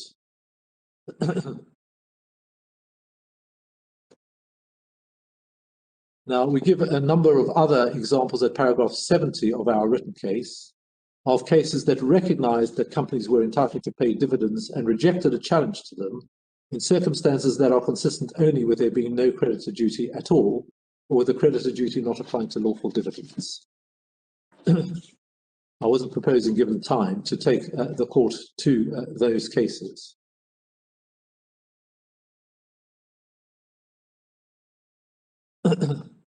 I just to test how far you're going. What if an apparently lawful dividend under the accounting provisions in Part 23 or under Trevor and Whitworth, what if its payment would cause an immediate inability to pay debts as they fall due? Let us say because assets which underlie the plus side of the balance sheet are going to take some time to realise, and future debts are going to fall in sooner than the realisation of the assets. Yeah. Are you saying that directors can simply cause an immediate cash flow insolvency by paying a dividend which, under the capital protection reasons, is lawful? No, we're not saying that. But in our respectful submission, the reason that they couldn't do it is because of Section 172(1). That would not be in the interests of the company to do that, because it cannot be in the interests of the company, even when you're acting for the benefit of the shareholders, to make the company vulnerable to being wound up in that way. What about Section 851 in Part 23 itself? That provision preserves something which is already in place. And we don't say that Part 23 the sense. Sorry, the way we put this is not that Part 23 takes away something which was already in the common law. The way we put it is to say that the common law never extended to the payments of dividends. If there was a creditor duty at all, it didn't extend to the payment of dividends. So, A dividend which rendered a company insolvent was lawful. That's the proposition. no, that's not. No, that would be a breach of Section 172(1) in any event. I see. So it can't be done because of Section 172(1). One doesn't need 172(3) at all. And ratification would not be possible. It would be possible. Oh, I see. So that's what we say about the common law maintenance of capital cases. And in our respectful submission, if there is to be a creditor duty of the sort contemplated by my learned friend, or indeed West Mercia, it would need to deal with the cases to which we refer. Now, we accept that some of those cases would be decided differently because, for example, Section 836 of the 2006 Act provides that dividends may be paid only out of accumulated net profits, whereas the common law rule was that the company could consider each year as a separate unit and was therefore not under an obligation to use current year profits to set off past year losses. But what we say these cases illustrate is the general principle that creditors are not entitled to restrain the payment of a dividend that is shown to be lawful under the rules that determine lawfulness. Can I then just deal with the Danker point very quickly? That is the point that relates to the fact that in a member's voluntary liquidation under Section 89, the court has made clear that there can be a distribution of surplus profits to the shareholders, even if the effect of this is to prejudice creditors who might have had a real claim, if I can put it that way, albeit an unlikely claim. Now, for the court's note, we deal with this point in our written case at paragraph 72 and following, page 137. And the short point is this. As the court will know, a solvent company, which it is common ground is what AWA was at the material time, has the right to wind itself up by way of members' voluntary liquidation. And in such a case, the liquidator is appointed by the general meeting, and once the liquidator is appointed, the power of the directors generally ceases. And as the court will know, if a solvent company enters into members' voluntary liquidation, the liquidator must pay off the company's debts before distributing any surplus and dissolving the company. Now, of course, the solvent company may well have creditors like BAT who have claims against the company that are uncertain in timing or amount, and that can only be precisely quantified many years later. But it is settled law that the company is required neither to wait for these contingencies to happen, nor to keep back sufficient assets to provide, to use BTI's language, for unlikely risks. Instead, the company is entitled to value those contingent or prospective claims on the basis of the most likely or probable outcome, and having done so, to distribute the surplus assets to the shareholders just as one would by way of a payment of dividends. And even if it later turns out, once the contingency happens many years later, that the claim is actually much larger than was estimated at the time, the creditor cannot challenge the distribution of surplus made to the shareholders, and that is because it was properly regarded as surplus at the time it was distributed, whatever may happen subsequently. Can I just give the court the reference to the two cases that we rely upon for this proposition? First, Refortes Manufacturing Limited. That's at page 2806. The relevant passage is at 2811B to C, Lord Justice Hoffman.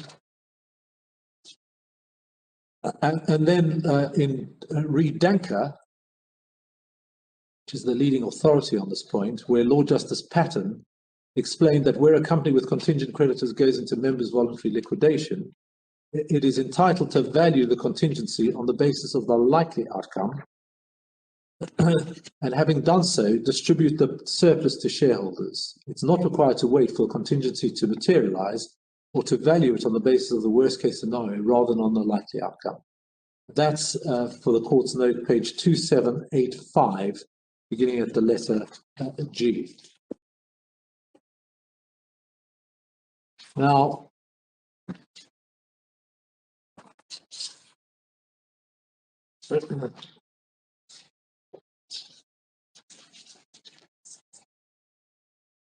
what we say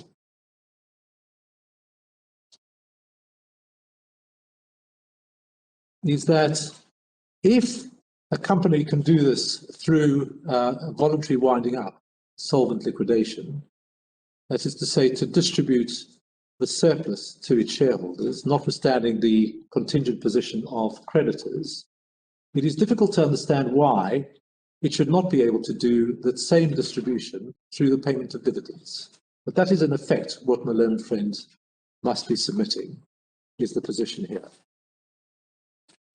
And my lady, my lords, given the time, I'm not going to spend any more time developing that. The court has what we say in our written notes on this part of the case.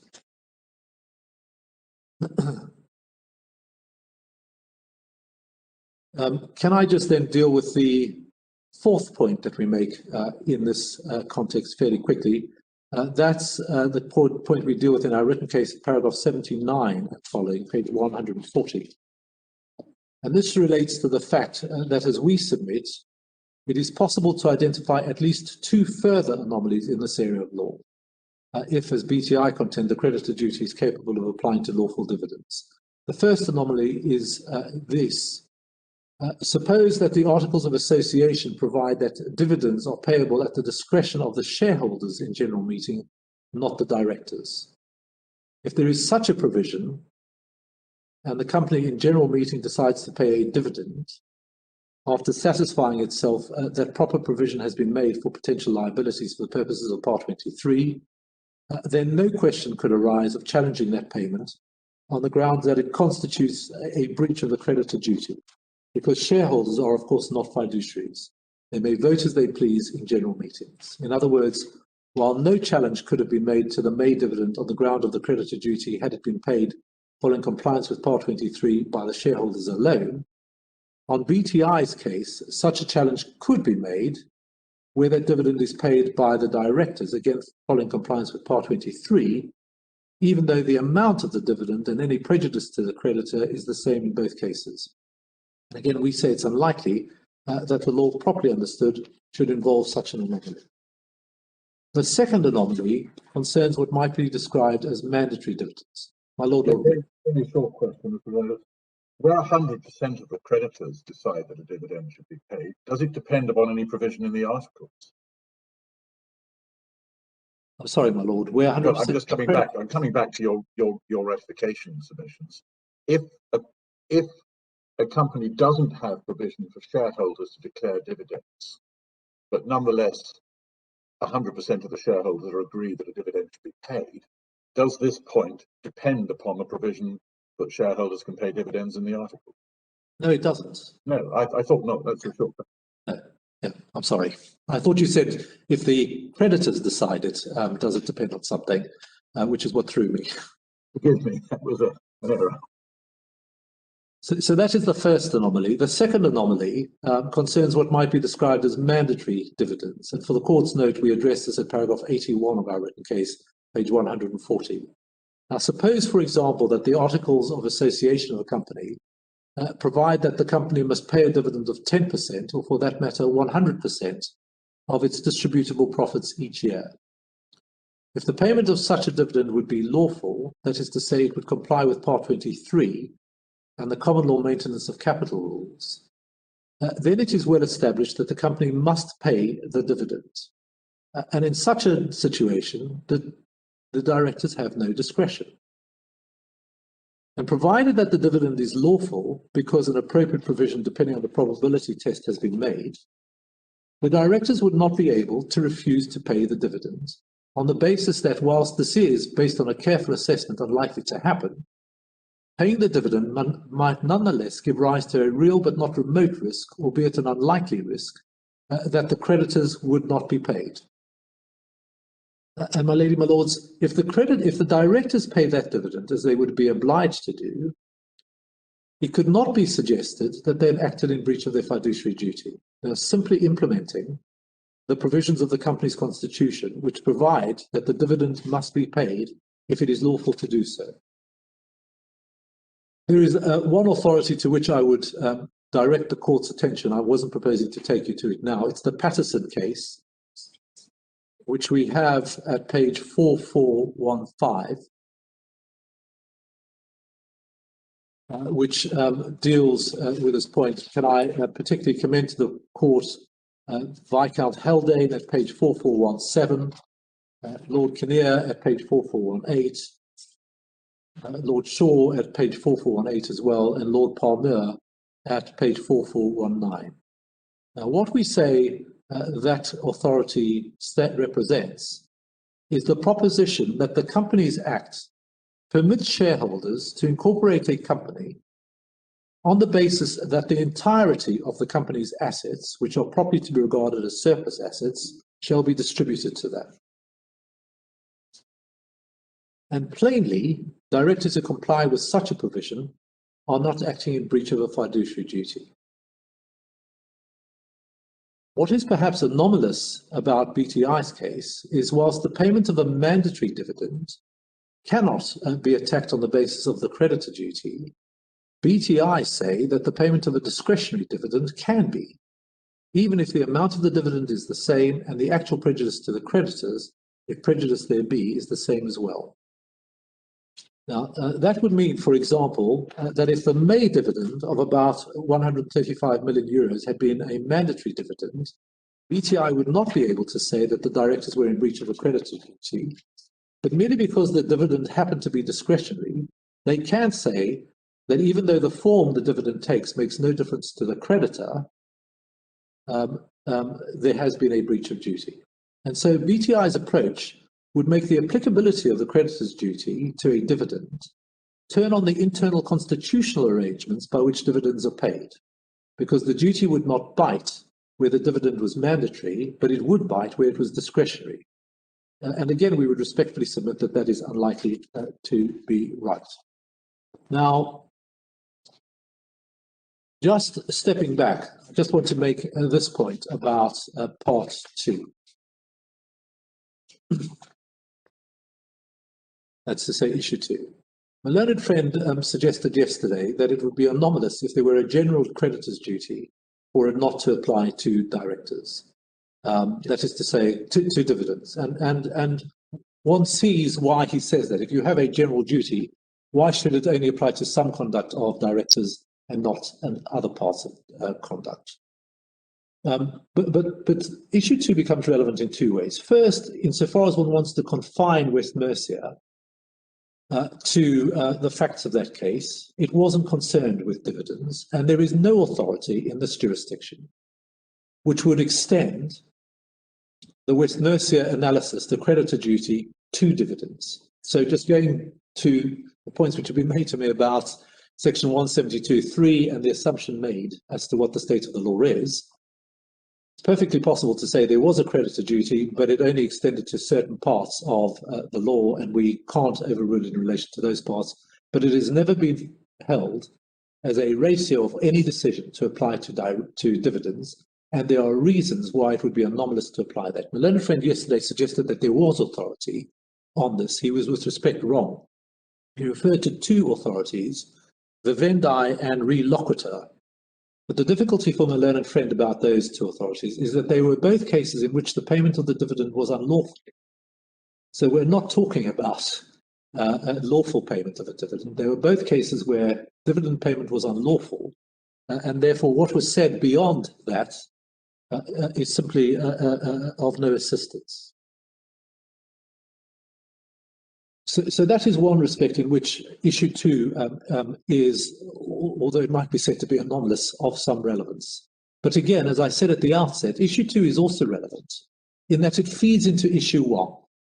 Because if the court is with me on the fact that it does produce a series of anomalies in relation to this part of the activities of directors and what they may do as directors of companies, then it is relevant to the consideration as to whether generally, if your lordship and your ladyship are with me about West Mercia, whether generally there should be this creditor's duty, because it does bring in its trail a great deal of anomalies, manifest all over the place, but for reasons I've just been submitting, certainly manifest in relation to the activity of paying dividends.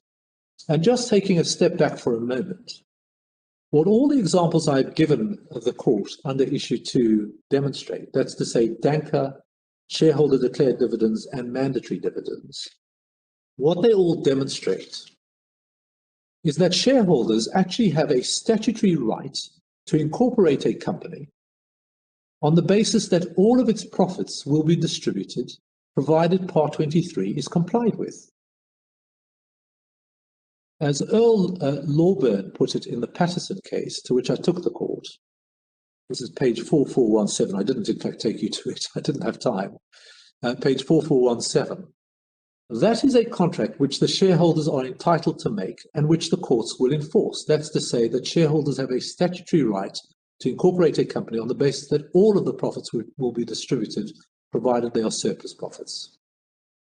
And if the shareholders choose not to do that, but instead choose to provide in the articles that dividends will be declared by directors, they have simply created a discretion which they were not required to create, but chose to create.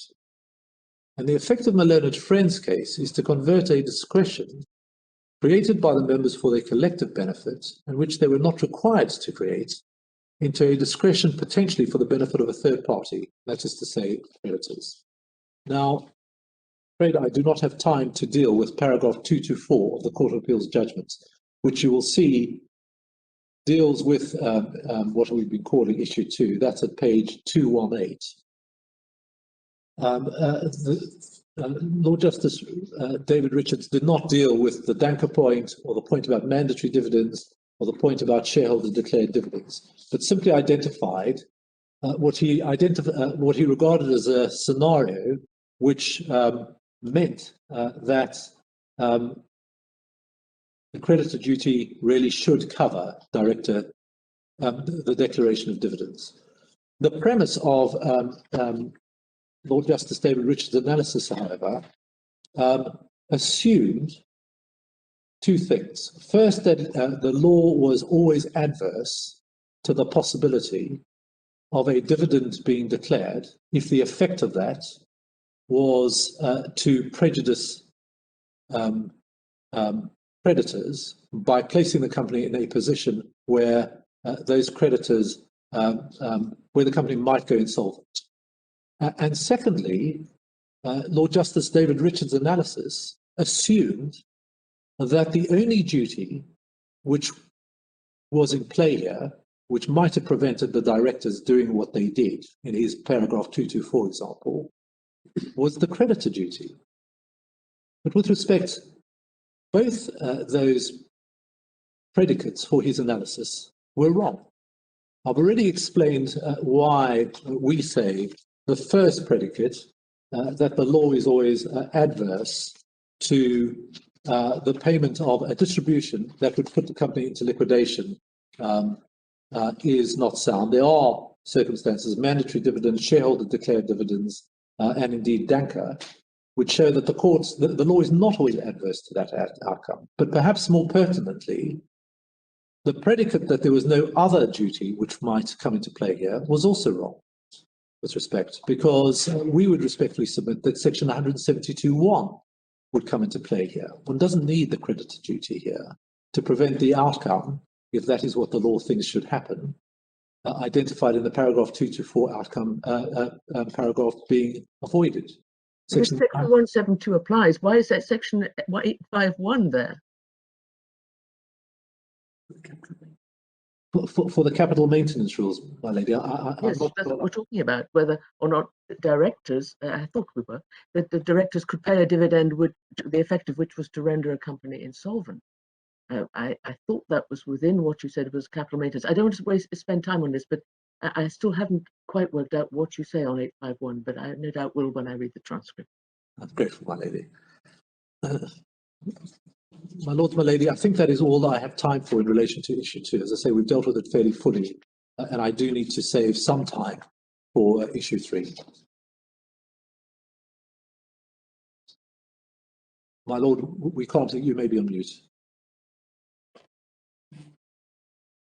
My lord, you're still on mute. I'm sorry, you would have thought I'd have learned by now. And we'll look forward to hearing you on the issue 3 after the adjournment. We'll adjourn now and sit again at 2 o'clock. Thank you. Thank you.